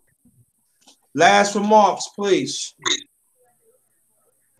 Well, first off, I'd like to say thank you for having me on the panel. It's an honor to be here on the first Men's Talk of the Year, like Legendary said. Uh, I hope to be here as much as possible, because this is a great build. Um, I like it's done. Um, where a lot of ideas. We come up with a lot of ideas and build and support each other. So you don't see that so much. You see people talking and basically arguing with each other. There's a way to have a discussion without arguing. So uh, I like how it is here. No, not throwing insults at one another on the panel or in the chat. We just disagree and uh, like brother Rob says, bring your points. If you're saying something outrageous, you need a lot of evidence to back it up. So um, we're not here for that, for the arguing. We're here to actually build. So Yeah, like BS1 say, heal before we build. This is the healing and the building. So that's my final thoughts for today. I appreciate all of y'all. Uh, and let's continue doing what we're doing. yeah, definitely, crew. We need to build, not always infighting all the time. Yeah, exactly. I want you to stay right there, crew. The one and only, the professor of our community, brother Art. Well, what's going on again, fam? Hope everybody's doing well again. Um, I believe I think the brother that's in the African the brother from Nigeria Yeah, yeah, yeah, yeah. is what's the name again? Because I can't even see it clear. Oh, my name? Yes, Vic. sir. Oh, it's Oh, Victor Obinaya Chikezin. okay. So the powers that invested in me, your name is now called Cool V. Right. No, I'm just messing Yeah, with you, make it dude. nice. Yeah, yeah, thank you, Art. Make it nice and short. Thank you. Woo! Cool V. No, Cool B. So you a Nigerian? We ain't gonna call you no Canadian because we don't yeah. want. But Nah, Yeah, you we a we to blacken Nigerian you cool up, B. man. We got to put some nah, charcoal on you, man. No, no, Yeah, man, so you a Nigerian cool B, man. I But don't we even claim like Canadian. that I'm long full one. blood We ain't Nigerian. we I respect now. I respect that. but what I was going to build on what he was saying. Mhm. If anybody goes way back to Muhammad Speaks, if you look at both sides of the top of the paper, there's two brothers reaching out with the world above, the Hold world up, under them. hold So, up. okay, y'all Oh, hear me? somebody gotta mute their mic. Hold on, Art. Somebody gotta mute their mic.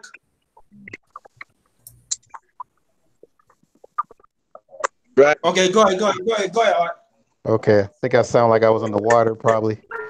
Uh, but you had two brothers reaching over the world, and then the sun was behind them. The sun rays were behind them, and that represented two brothers from from the east and the west, or from the west of the motherland.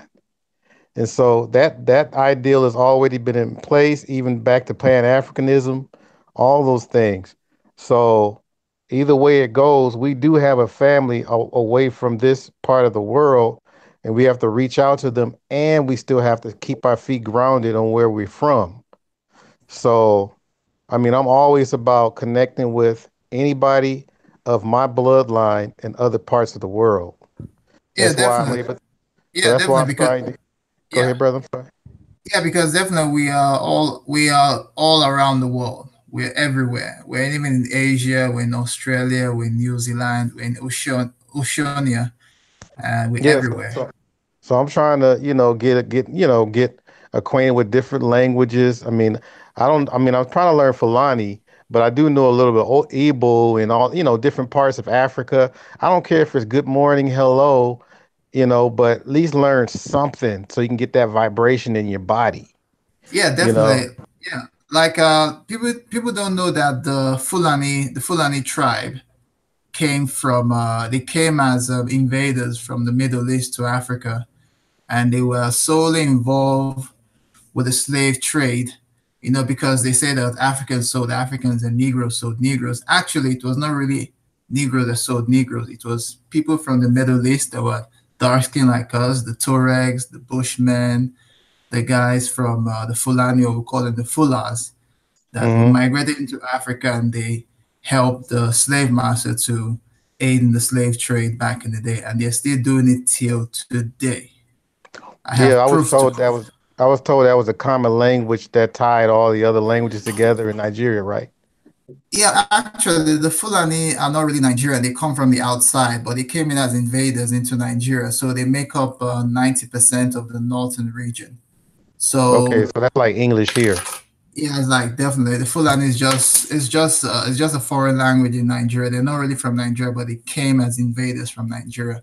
But the main languages in Nigeria are Hausa, which is the invaders' language, and we have the Igbo, and we have the Yoruba. Then we have other languages like those from Delta, those from the South, and there are other areas in Nigeria. But there's a lot Okay. of history. There's a lot of history about slavery that most of us don't know. And there's a guy's channel called the Renaissance that really exposes a lot of things that the slave master lied to us about our history of slavery. Okay. So I'm always trying to plug in and learn all kinds of things about the continent and try to make sure that I connect, try to share resources, things Hmm. like that to cut out this middleman because one day it's going to be kind of crazy over here and we have to go somewhere else. So Yeah, we got to go definitely. somewhere else where we know the people and familiar with it so it won't be a shock. But I don't want to Yeah, take up too much of the time. You But know what? I do have an idea, and yeah, oh yeah, good, welcome back there. I have an idea. I want to ask your brothers how you feel about it. Victor gonna let us know what's going on like in Africa, and I like the point that you brought out. Art. I want to know: do you think that we should talk about this a lot more on Men's Talk, or y'all feel comfortable to develop a topic and have different people on the panel? you yeah. I could think we. probably I go think ahead, sorry. brother. I think we should have different people from the panel because what I found out that you don't really have a lot of people from the continent that could talk about issues happening in Africa because we in Africa we have been so conditioned to believe that anything that the European brings to us is classy. So that's why you have all these Africans coming here and they feel a certain way when they see Caucasians, which I find it very stupid anyway. I don't get it at all. Yeah, So you could probably spread it out a little bit just to test it out to see which one is more successful for you. Because some people have different time slots. You might be in conflict with other lives as well. So you might want to just check out to see which one has the best chemistry. And then if whatever works, then you can just ride it till the wheels fall off. Okay, Uh, so like this, how did this feel that I could do it like this? I could do it like on Men's Talk, okay. and then when we feel like it's up to your brothers. Then if we want to branch it out, we could branch it out, but we can still keep it among us though. Okay. Let's do it like Yeah. that. I'll roll sure. with you, brother. Sure, definitely. And we, as I said, like we really need a lot of our African brothers to come on panels like this to really discuss because averagely what I see is that majority of us in Africa, we're so brainwashed to believe that we need to always lick the boots of these people all the time when we need, when we don't really need their help that much. Because for me, I always want to know why these guys were always feeling that they're the boss and why our people were always feeling underneath. Because even when I was in the UK so many years ago, I had to really, I couldn't understand it then and now with my involvement in it. I now see the big picture, and many of our African brothers and sisters don't see the big picture at all. Well, you know what? I'm gonna say this, And all you know what I'm saying? If they want to participate of this movement of us as a people globally, they will show up. And the ones who will not show up, Victor, just like in this behind, hope they would get it from the distance. And that's what it's all about, you know. Oh, that must have got off. But shout out to Gad. I don't know. He probably got off because that's right. He's married, so his wife. Like, I'm sorry. I don't want to get in trouble. I don't. I was married 9.5 years, so I know. Don't want to get in trouble. But I want to thank the LDVZ of LDBC 1LVZ. Thanks for coming. Earlier, yesterday I did another live before this. Shout out to other brother LDBC Junior to Truth. Thanks for showing up. You know, when I be on my grind, I be on my grind. So sometimes I miss people. So shout out to Junior to Truth. Support his channel, 1LVZ. Check that out. And the 2 links that I put in the chat, that's when I met Malik. And the other link 2 hours later, that's when I finally met Sonny Boxing Talk. And I want to show other brothers, when y'all say there's no brotherhood, yes it is. Look what happened tonight. I want y'all to look at this. Everybody is in different age group. We have a brother from Africa, originally from Lagos, Africa. Now he lives in Canada, and he's saying that he wants us as a people to unite. You're not going to hear this anywhere on YouTube. That's all about finding solutions. All this brother Victor wants, he wants us to unite as a people. Whoa. Okay. And what's wrong with that? What's wrong to fight for that? And I'm talking about throughout mankind too. I'm talking about us as men and mankind. Shout out to James Cox. Shout out to him. Thanks for stopping through. Because it also goes to men's talk too. You know. Shout out to Lovey Poetic Cal. Shout out to E.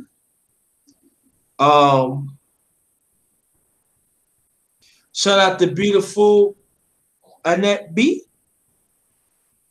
Beautiful one. Shout out Lala D, the lovely one. James Cox, I say shout out to you. Thanks for coming.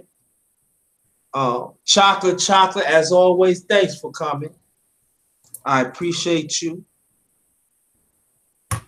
Brother Rob, thanks for coming to educate in our community. And my brother from LDBC, J1 Pro. I salute you, brothers. Thanks for coming. And this is a historic moment, like the brothers say, and other people say in the chat. Could be disagreements, but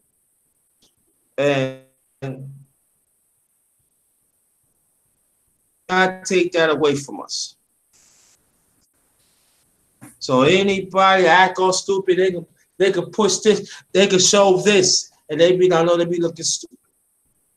Because each and every one of us want the betterment for our community, for our race, and also through our humanity. And I'm going to always emphasize black first because I am a black man. After that, I'm a human being. Respect my human being. And brothers, on that note, I want you to learn. Advocate for yourself.